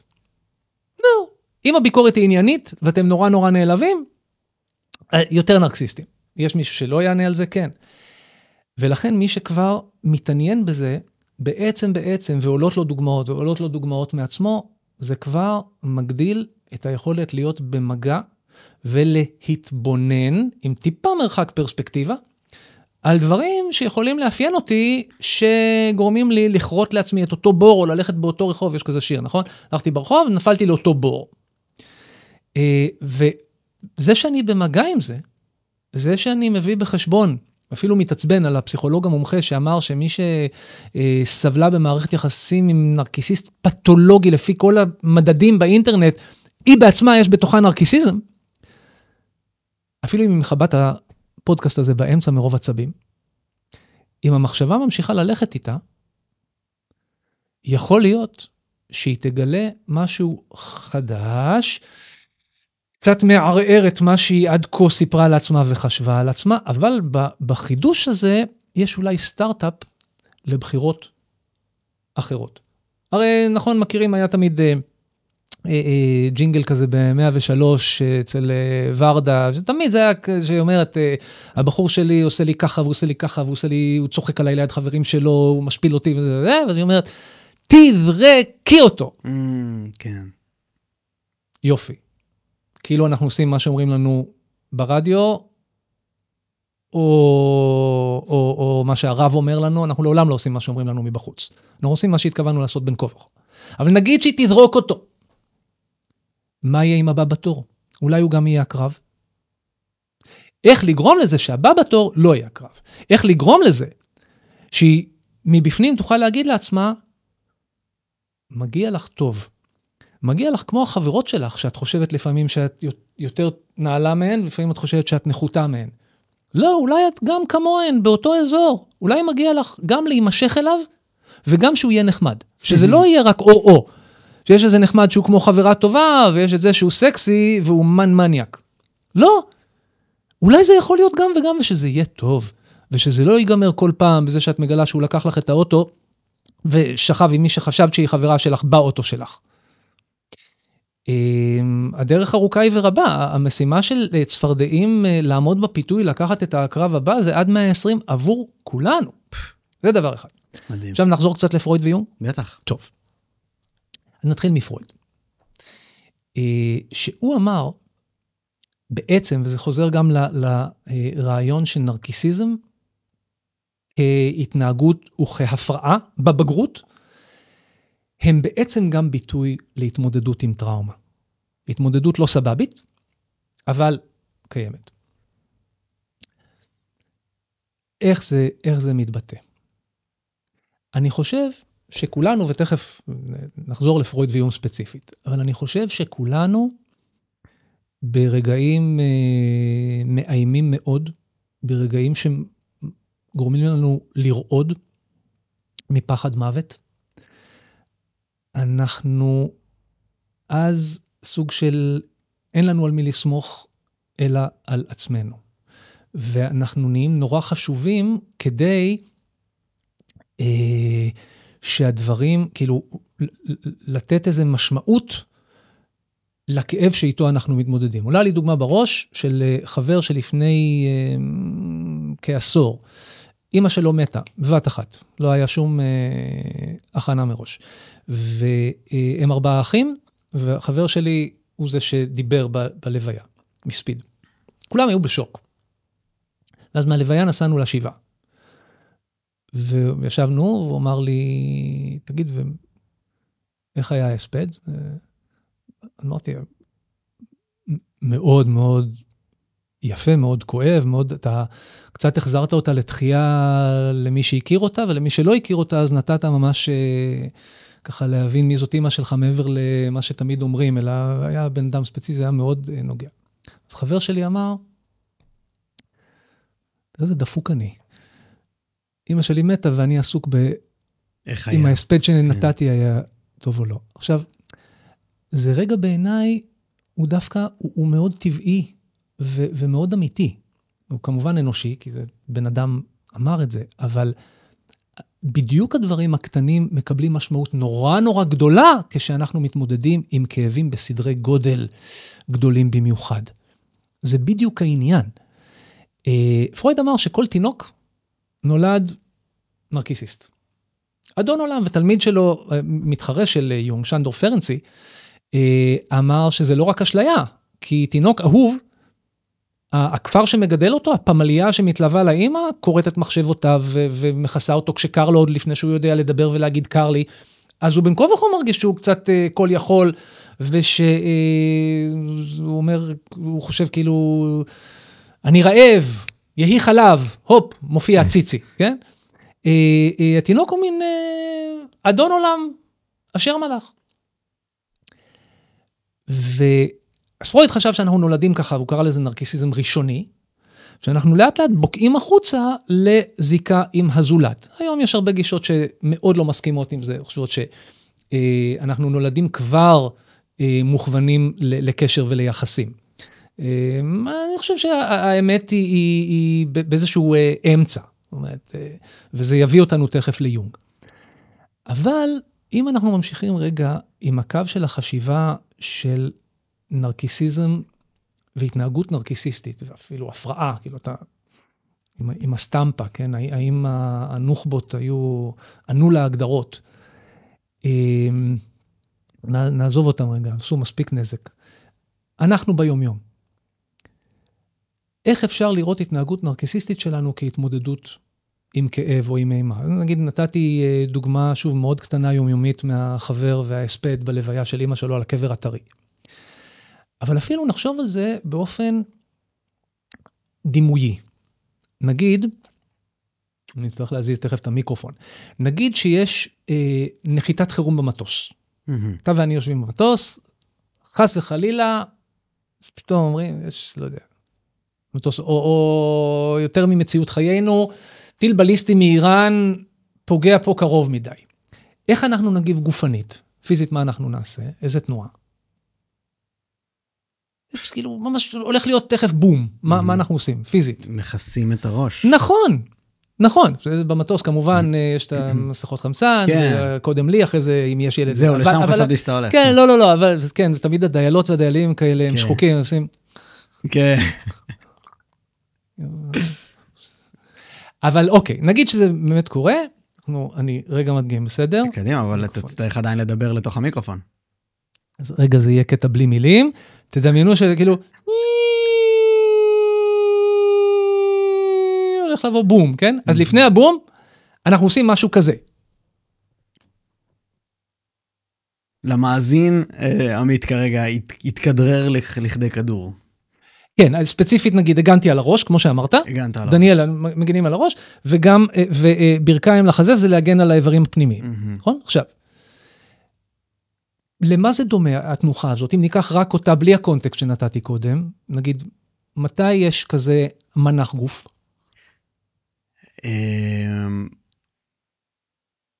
אני אתן רמז. עובר. בדיוק. כן. אז בכל זאת אני אתן את הרמז. כן, כן, כן. למאזינים, עמית כרגע מצץ את האגודה.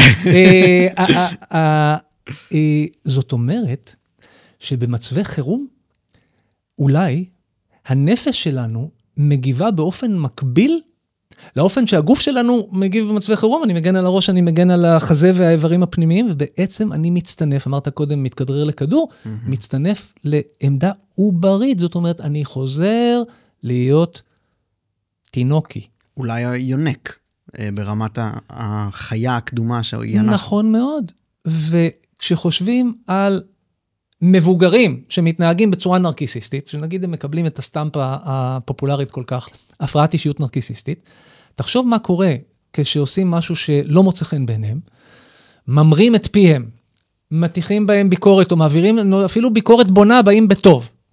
אבל הם יגיבו כמו ילד בטנטרום, זאת אומרת, הם חוזרים להיות ילדים קטנים, שהבטיחו להם גלידה ולא קיימו, או שלקחו להם את הצעצוע. כן. אז יש בנרקיסיזם משהו מאוד ילדי, משהו באמת מאוד ינוקה כזה, פרימיטיבי, שקיים בכולנו. עכשיו, יונג במובנים רבים היה יותר אמיץ מפרויד, במיפוי שהוא הציע לנפש שלנו. כי אצל פרויד, מה שיכול להשתמע, זה שבאמת בסופו של דבר, הדבר הכי חשוב הוא הפרט. אני נוירוטי, אני פוחד מרכבות, זה היה סימפטום של פרויד, או אני פוחד לחצות את הכביש, זה גם באיזשהו שלב תקף אותו.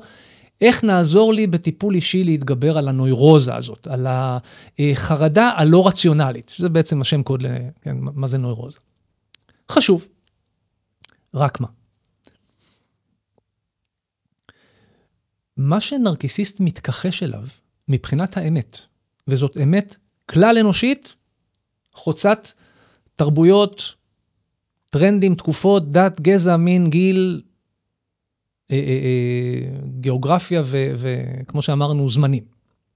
היא שאני האדם תמיד מתקיים באיזשהו מתח בו זמני בין להיות לעצמי, פרט, ובמובן הזה אני מאוד חשוב, יש לי שם פרטי, יש לי שם משפחה, יש לי סיפור חיים, מאפיינים מסוימים וכו'. לבין העובדה שגם, כמו בשיר, כולנו רקמה אנושית אחת חיה. משהו קושר בין כולנו. תודעה קולקטיבית. עכשיו, יונג, את זה, הוא אמר, יש לא מודע אישי, ויש לא מודע קולקטיבי. והמטרה שלו בטיפולים, נגיד, הוא שומע חלום של מטופל, הוא לא יסתפק, כמו שפרויד יסתפק, במה זה אומר על הפסיכולוגיה של המטופל, והבעיות שאיתם הוא מתמודד בהווה כתוצאה, נגיד, מהעבר שלו, אלא גם מה החלום יכול לספר, באופן יותר רוחבי מתפשט לגבי הקהילה שבה המטופל נמצא, עד כדי הקהילה האנושית. וואו, בגלל זה הוא אמיץ יותר גם, אתה אומר. הוא אמיץ יותר, כי באמת מדובר במתח. זאת אומרת, שוב, זה עד 120, אנחנו מחפשים את הבלנס הנכון, בין איפה אני מרגיש שיש משמעות לזה שאני, ממה אני שואב משמעות נרקיסיסטית. למשל, אם אני כותב ספר, למה חשוב שהשם שלי יהיה עליו? אם הספר הוא טוב, האם לא די בכך? כנראה שלא, אוקיי? וכולי. לבין, איפה אני חלק מקבוצה? מקבוצה, שוב, בכל מיני ממדים. מהקבוצה הביתית, מהקבוצה השכונתית, קהילתית, עם והמין האנושי. וזה מתח. כי אחד לפעמים יבוא על חשבון השני. הנרקיסיסט מתכחש לאספקט הכלל אנושי. שאנחנו בעצם חיה שבטית, ואנחנו מגיעים מתוך שבט בהכרח. אבל אנחנו לא רק חיה שבטית, אנחנו גם בני אדם שהם חלק מציבור. כן. יש ערבות הדדית, זאת מידה טובה בחיי אנוש. היא בעצם אחד הסימנים לבריאות נפשית. למה? בין השאר, כי היא מקריבה לפעמים את האינטרס הפרטי. שזה הולך בניגוד לטבע הנרקיסיסטי שלנו. מדהים. עכשיו, יונג הלך לשם all in. גם כתוצאה מחזיונות שהוא תיעד של עצמו, זיכרונות ומחשבות וחלומות בתקופה שבה הנפש שלו נשברה, שזה קרה אחרי שפרויד הראה לו את הדלת. אמר לו, אם אתה לא מסכים איתי, שאנחנו רק רוצים סקס ועונג, אתה לא במחנה. אז יונג אמר, אבל רגע, אבל יש לנו עוד מניעים, יש לנו עוד מוטיבציות. המשמעות שלנו לחיים זה גם מלהיות יצירתי, זה גם מלהיות אומנותי, זה להיות בכמה רמות של תודעה בו זמנית, כי זו חוויה יותר מלאה, גם לזה אפשר לקרוא ליבידו. אז פרויד אמר לו, לא הבנת. חבל, רציתי דווקא שגוי ייקח את הפרויקט הזה, כדי שזה לא יהיה מדע יהודי, אבל אני רואה שהמאמץ לא היה שווה, ושטויות, לא על זה הם רבו בגלל מטופלת שנקרא סבינה שפילרין, זה תמיד אישי. יש סרט על זה פשוט, זה גם שזה מדהים. נכון, נכון. אבל אני אשמח רגע טיפה להתערב, שגם, קודם כל, יש פה את המרכיב הדתי של יונג, הוא היה... כן, אבל דתי, עכשיו, שאלה באיזה מובן. נוצרי, אבל פשוט היה לו, אם אני מבין נכון, מקום של כבוד לאספקט הרוחני של האדם. שבעצם אצל יונג, כמו שאני מבין את יונג, יש כמעט חפיפה גמורה בין המושג דתי למושג רוחני. זה נכון שהוא גדל בבית נוצרי, אבל הוא גם גדל בבית שעשו סאנסים, כן. שסבתא שלו נדמה לי הייתה מתקשרת ומתים דיברו מתוך הגוף שלה. כביכול, כן. אז אני מבין לגמרי, וזה, אוקיי, זה הבהרה טובה וחשובה, וגם הקטע של זה עוד פספוס של פרויד. פרויד בז לדת באופן כל כך חריף, שאם הוא היה חי עוד 10 שנים, הוא היה מתחיל להניח תפילין.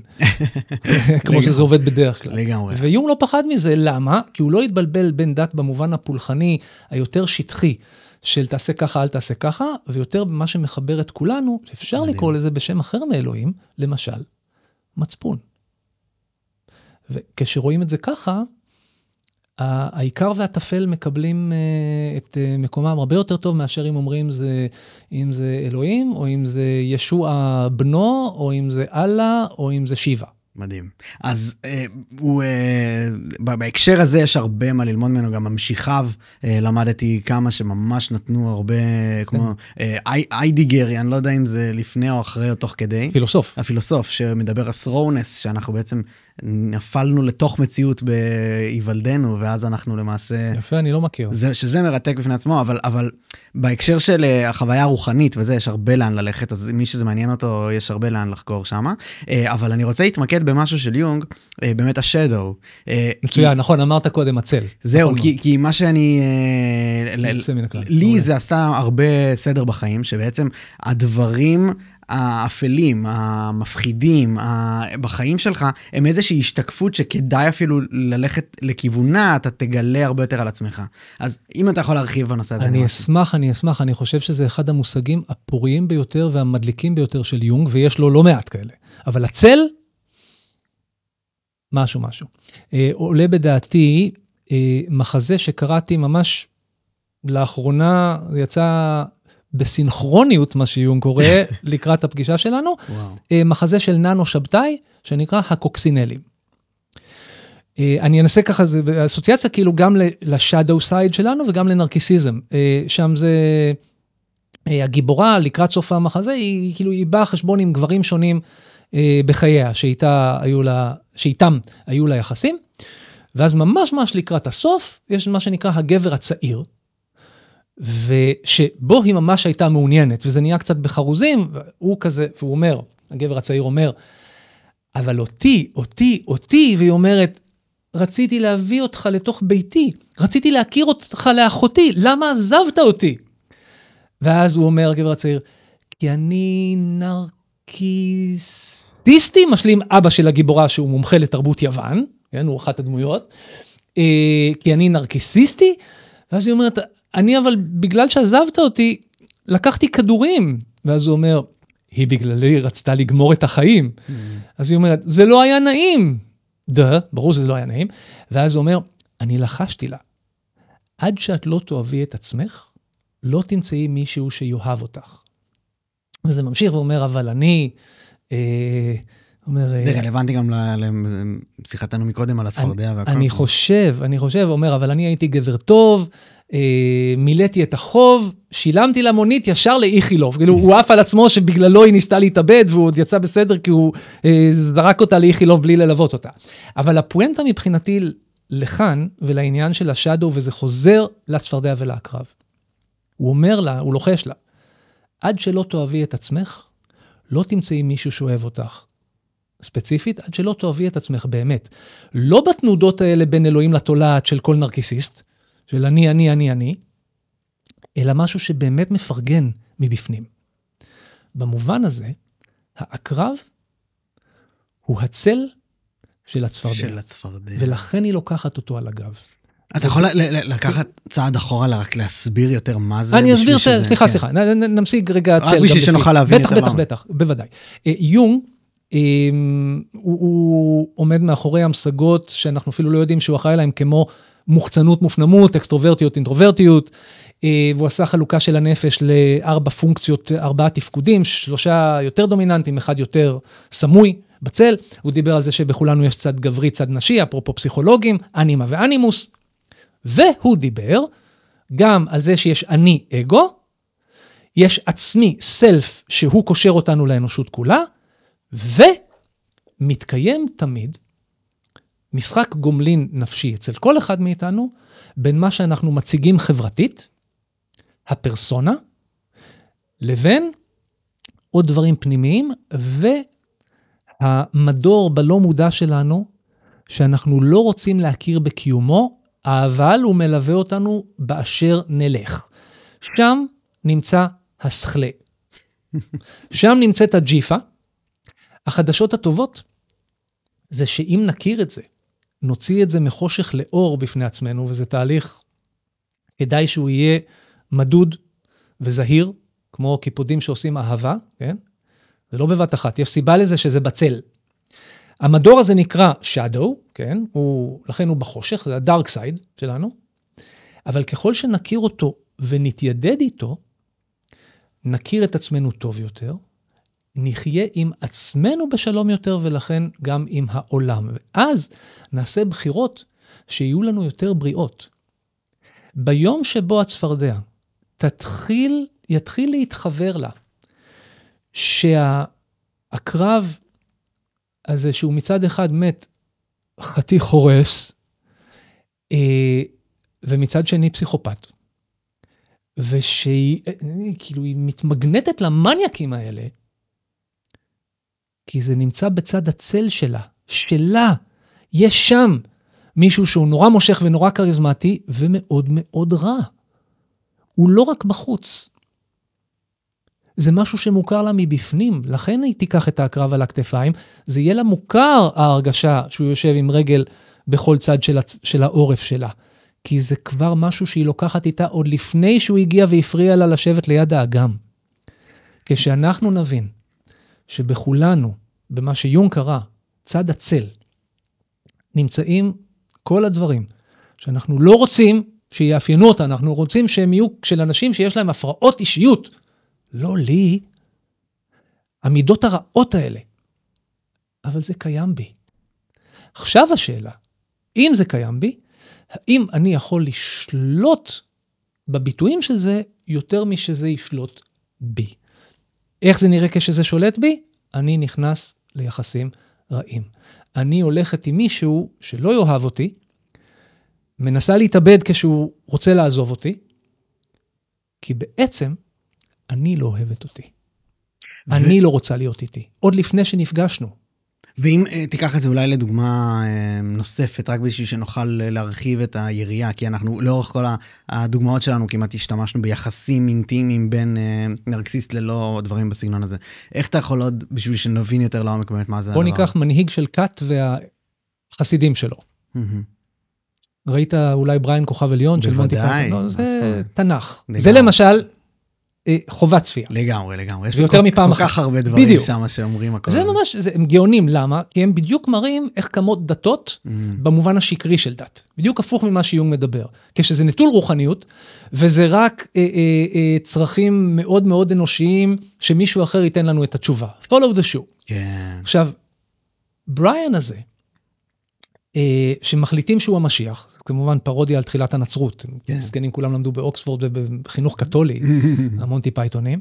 כן, זה מתקיים פה, בכביכול, בירושלים. כן, לגמרי. זה מראה איך אנשים בוראים לעצמם את נציג האל עלי אדמות. בין אם הוא נענה לתפקיד ובין אם לא. עכשיו, אנחנו מכירים את הדוגמאות שבהם אנשים אומרים כן, תבואו, כן, שבתאי צבי כאלה, או, כן, משל יותם, הלוך הלכו העצים למשוך עליהם מלך, התאנה אמרה לו, זית אמר לו, אז אתה אומר, יאללה, אני אראה לכם מה זה, כן? מה שמתקיים בין שני הצדדים, המנהיג והתלמידים שמעריצים אותו, זה איזושהי ברית, הם יהיו תלויים בו, הוא יהיה כאמור מעל לזה, אני לא חושב שבכלל אפשר כאילו לרצות להיות מנהיג בלי לפרגן קורטוב של נרקיסיזם. למה מי אני? מי שמי שאני אקבל החלטות נגיד על חיים ומוות? חייבים פה איזה קצת יומרה. בסדר, אי אפשר בלי זה, נכיר בזה. אבל ההסכמה היא בין שני הצדדים, זה אנחנו נסגוד לך, אתה לעולם לא אחד שסוגד. אתה רק תגיד לנו מה לעשות, תיתן לנו פרס כשאנחנו מאמינים טובים, ותעניש את מי שחורג. מה שהם לא מודים בו, אף אחד מהצדדים, זה שהמנהיג, מבחינה פסיכולוגית, לאור המודל הזה של יונג, אני מצביע לשם כי הרדבוק נמצא שם, לאור הרעיון הזה של shadow side, הסוגדים מבטאים כלפי חוץ את הצל של המנהיג. המנהיג בעצמו, יש בו ילד קטן, שאיבד את אימא, והוא מגשש את דרכו בחושך, אפרופו צל, והוא נורא רוצה איזה מבוגרת או מבוגר שיתנו לו יד, ויעזרו לו למצוא מחדש מישהו שאוהב אותו. אבל אסור שאף אחד ידע את זה. החסידים, אנחנו קוראים להם חסידים שוטים, הולכים אחריו באופן עיוור, כן, בחושך. הם יבטאו את הצד הזה שבצל שלו, הוא יהיה מעל לזה. הוא יהיה האמא והאבא. החסידים עצמם, יש בהם צד מגלומני. אני ואפסי עוד. כוחי ועוצם ידי. אני.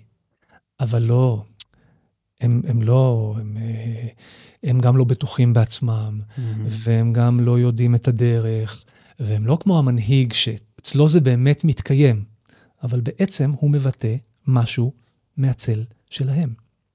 זה בכל יחסים משמעותיים, כמובן זוגיות זה הספירה הכי קרובה, אבל... אני חושב שזה גם ביחסים שלי עם עצמי, אני אישית יכול להעיד על עצמי, שכשאני עושה איזשהו פרויקט גדול חדש או משהו כזה, אני מתחיל לפגוש יותר ויותר התנגדויות מהיקום, אפשר להגיד, שזה בעצם איך שאני... מה זה למשל התנגדויות מהיקום?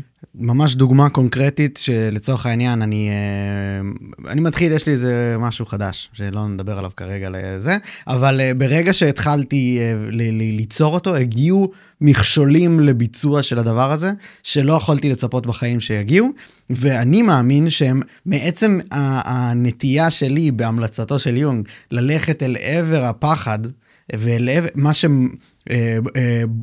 המציאות מגלה אליי כמפחיד, כחשוך, כמסוכן, להישען לכיוונו, זה מייצר עוד ועוד מהדבר הזה, ואז אתה מגלה בעצמך כוחות, שהם בעצם התועלת מההמלצה הזאת. זה בעצם מסע גילוי כזה, שיותר קורה לך... מסע הגיבור. מסע הגיבור. אתה נכנס למערה, ששם הדרקון, ואתה נשאר שם. כן, בדיוק. אז זהו, זה גם ברמה האישית, זה כל אחד בהתמודדות שלו עם עצמו, לדעתי, לאו דווקא במערכות יחסים. אבל כל העניין הוא, הפואנטה, כמו שאני מבין אותה, זה שהתמודדות בכל מערכת יחסים, זוגית, משפחתית,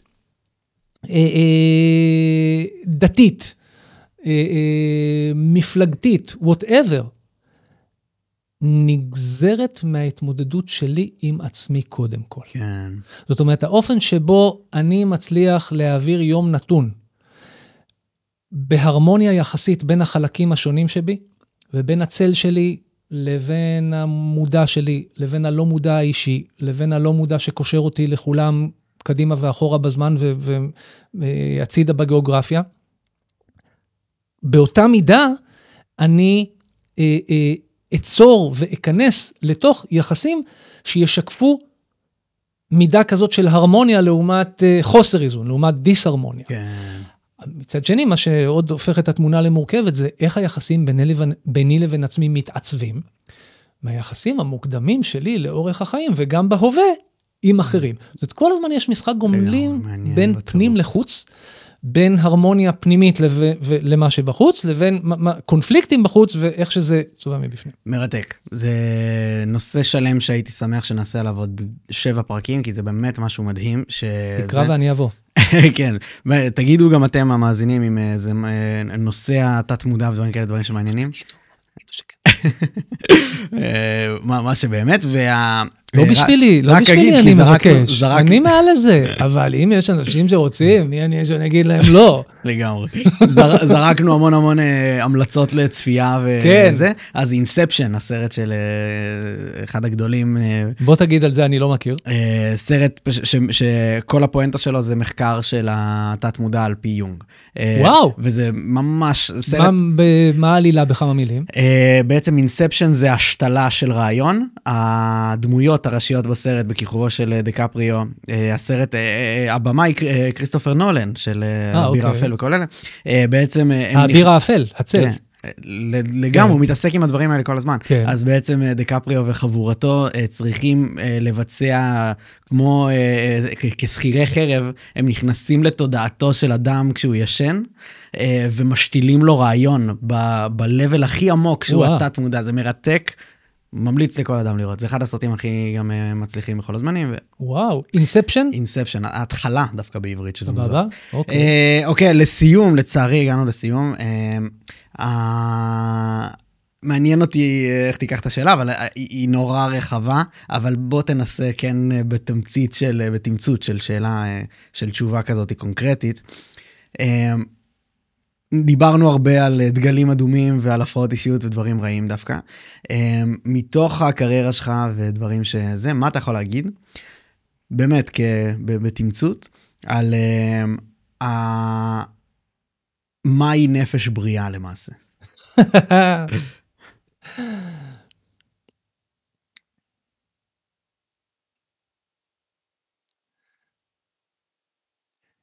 יש במסכת שבת, גר בא להילל הזקן, ושואל אותו, קצת דומה עכשיו לדברים, הוא אומר, בוא תגיד לי על רגל אחת את כל התורה כולה. כן, בוודאי. אני חושב שהוא שואל את אותה שאלה, והוא לא שואל אותה רק באופן תיאורטי, במקרה של הגר. שמה התשובה היא ואהבת לרעך כמוך, נכון? התשובה היא משלימה את ואהבת לרעך כמוך של רבי עקיבא, כי היא אומרת, לא תעשה לרעך מה ששנוא עליך. עכשיו, הגר, אף אחד לא מתגייר כי משעמם לו. הוא המיר את דתו ליהדות, כי הוא כבר קיבל סימנים לזה שהנפש של עצמו לא בריאה. זאת אומרת, הוא עשה את זה כתוצאה ממשבר אישי זהותי. עושה צעד לשינוי זהות מסוים, במטרה להבריא, במטרה לחיות יותר בשלום עם עצמו. והוא חשב שבזה שהוא יקבל את האישור, נגיד, מהסנהדרין, או לא יודע, הרבנות של אז, הוא בזה יגיע אל המנוחה והנחלה, והוא מגלה שלא. אז הוא הולך לגדולי הדור של אותו דור, הוא הולך קודם כל לשמאי. הוא אומר לשמאי, תראה, אני התגיירתי, אבל עכשיו אני רוצה לעשות את זה כמו שצריך, אבל אין לי זמן. אז בוא תגיד, אני יודע שזו שאלה רחבה, אבל אם אתה יכול, מהניסיון שלך, הקליני, בתור שמאי, ושמאי, דוחה אותו, עודף אותו, בעמת הבניין שבידו, אומר לו, כאילו, עזוב אותי באמא שלך. הוא מגיע להילל. והילל היה אחד כזה, הוא כאילו, ישר הלך לעיקר. הוא יכול היה להגיד לו, אתה יודע, שאלו את ישעיהו ליבוביץ', אני רוצה לחזור בתשובה, איך אתה ממליץ לי להתחיל? אז הוא אמר, תשמרי שבת. מישהו אחר הוא אמר, תקרא ספר האגדה של ביאליק וריבניצקי. הלל הזקן אומר לו, אתה פונה אליי כי אתה סובל. אתה לא שואל אותי עכשיו אם לשמור 3 שעות או 6 שעות בין בשר לחלב. זה אשליה. אתה שואל אותי אם לך ב-120 פלוס מינוס, לרוב מינוס שנים שניתנו לך, אם לך יש תקווה בעולם הזה בתור בן אדם טוב. זה מה שאתה שואל אותי. איך אתה יכול להיות בריא? והתשובה היא עבור כולנו, זה עד 120, כל יום מחדש, זה מאבק לזהות מה עושה לנו טוב ומה לא. לנסות לעשות לנו טוב ופחות רע, ולקחת בחשבון גם כשאנחנו במגע עם מישהו אחר. זאת אומרת, כשהפיתוי שלנו הוא למקומות הנרקיסיסטיים, לפעמים הפסיכופטיים, כשהפיתוי שלנו הוא להתנהג בצורה מופרעת, חולה, כלפי מישהו אחר, אם אנחנו ניכנע לפיתוי הזה, אנחנו מזיקים לעצמנו. אין בזה חידוש. אם אנחנו נזיק לעצמנו, אנחנו מזיקים למישהו אחר, כי, יונג הצביע על זה מאוד נכון, אנחנו כולנו גם קשורים. ערבות הדדית זה לא רק צירוף מילים, כן? במובן הזה, אליאנס, כן? לא רק כל ישראל אחים, במובן שהם כל העולם אחים. לכן העולם הוא במשבר כל כך קשה כרגע. כי שכחנו את זה. כי חלק מהעולם שכח את זה, חלק מהעולם ממשיך לשכוח את זה, כי צדדים פסיכופטיים התגברו מדי. ויש לנו הרבה עבודה, לכולנו, כל אחד בדלת אמות שלו. אבל מה שהלל הזקן אומר, נפש בריאה, זה כמה שיותר להתעקש לזהות מה עושה לי טוב, ושוב, זה מטעה, עושה לי טוב, לא במובן הנרקיסיסטי רק, לא איזה, לא יודע. לא עונג. לא רק עונג, אלא טוב במובן עמוק, מוסרי, מצפוני. וכשמתגבר היצר ללכת נגד זה, להגיד רגע, האם אני חייבת לקחת את הקרב הזה על הכתפיים? כי אם אני אמשיך לעשות את זה, אז בסוף לא רק הקרב נשאר הקרב, אלא גם אני, זה הטבע שלי תמיד לטבוע בגלל איזה מישהו שדגדג לי את הכפתור הנרקיסיסטי שקיים בי. אלא אם יכול להיות אחרת. והגר שואל, האם יכול להיות אחרת? אני סובל. הצל שלי מאיים שוב להשתלט, אחרי שחשבתי שדחקתי אותו לגמרי, בזה שנהייתי יהודי, חשבתי שנהייתי הבן אדם הכי טוב בעולם, בלי צל, אני מגלה שלא, תגיד לי את כל התורה כולה, מה עושים דוקטור? והלל הזקן אומר, זה מעכשיו לכל החיים. וכל היתר צא ולמד, הוא אומר לו, זה כל יום מחדש, לא רק לך, גם לי הלל, אלק, הלל הגדול, סובל מאותם דברים. שמאי, יש סיבה לזה שהוא עדף אותך, אתה עשית לו טריגר. זה תוספת שלי, זה לא... אבל זה העניין. אין משהו אחר וזאת אכן וואחד משימה, ואנחנו נטעה בה וניפול בה ונפגע באחרים ונפגע בעצמנו, ואני מקווה ומאחל גם לעצמי שכשזה קורה ואנחנו מזהים את זה, ותמיד נזהה את זה בדיעבד, כי אי אפשר לפגוע ולדעת שאני פוגע בזמן אמת, אני תמיד אעטוף את זה באיזה צידוק. אבל אם אני יכול אחר כך להבין שהזקתי, שעשיתי רע, ואני יכול לסלוח לעצמי על זה, ואז לראות איך אני יכול לתקן. ואם אני אצליח לעשות את זה איתי, אני אוכל לעשות את זה עם זולתי. אם אני אוכל לעשות את זה עם חברי, זה יקרה גם בתוכי. ואז הצל שלי יחיה יותר בשלום עם שאר החלקים, כן? בקומה הראשונה גר היונה, כזה. איך עושים את זה? אני אשמח מאוד אם בתגובות תכתבו, ואני אקח את זה כי אין לי מתכון משלי. אבל אני מסכים איתך שזאת השאלה. מה זאת נפש בריאה, ומה שמקופל בשאלה, איך אני יכול להגיע לזה, איך אני יכול ליישם את זה. זאת העבודה שלנו. מדהים, גם אני לוקח שבעצם, ממה שאני מבין, עצם המאבק הזה, הוא הבריאות, עצם השאיפה, היא... זה שמכירים בזה שזה מאבק, ולא אומרים, זהו, אני את הבגרות שלי עשיתי. כן, אני בריא. אני בריא, כולם נרקיסיסטים. כן. אני בריא. הפרעת אישיות גבולית. אני בריא. היא תלותית מתקרצצת. כן. זה הכל אשליות שאנחנו מספרים לעצמנו, כדי לא להכיר במה קורה אצלנו בצל. ולשמור על עצמנו, כשאנחנו מזהים בן אדם שמתנהג בצורה חולה, יש דברים כאלה, זה לא פיקציה. כן. לשמור מרחק. לשמור על היגיינה נפשית. שלא נהיה רק כאלה שמתחתנים עם הדדי דדונים של העולם, כמה שהם מקסימים. אתה מכיר את השיר של אסי כהן, האחד והיחיד, כן? זה דוגמה מעולה שלא נתנו, נכון? אז הנה. אז הנה, בבקשה. איך הולך המשפט? זכית בי. עוד לא הלכתי, ואת כבר מתגעגעת. את לידי וכבר התחלת להתגעגע. תשאלי את אלוקים אם הוא יודע איך זכית בי. לא מפסיקה לחשוב עליי, דקה היא נצח בלעדיי, כן, זה, את מעלה תמונות שלי לאינסטגרם, החברות אומרות לך, ממי הוא מושלם, איך זכית, וככה זה ממשיך. מדהים. עכשיו, הוא קיים בתוך כולנו, לכן אנחנו כל כך אוהבים לראות את זה. כן. הוא בקליפ, הוא מתחתן איתה, נכון? והוא מרים את ההינומה בבדקן, ומי אנחנו מגלים הקלה? דדי דדון, כי זה הכל השתקפות מראה, זה מה שצריך להוכיח, זה תמיד חוזר, אל הרצון שלנו לראות את עצמנו בבבואה. מדהים. וזה טבעי, וזה אנושי, וזה תקין, וזה עניין של עוצמה ומידה. מדהים, דדי דדון, רק שנגיד, זה אסי כהן. אסי כהן, אמרתי, האחד והיחיד, אסי כהן. טוב, ממש ממש תודה, אני מרגיש שאנחנו יכולים פה עוד 8 שעות, אז ממש ממש תודה, ואני מתנצל שזה, לצערי, צריך עכשיו... לא תהיה ברירה, תצטרך לקרוא לי שוב. חבל, אני מנסה לפנות זמן בלוז. טוב, תודה רבה, ותודה לכל מי שהאזין.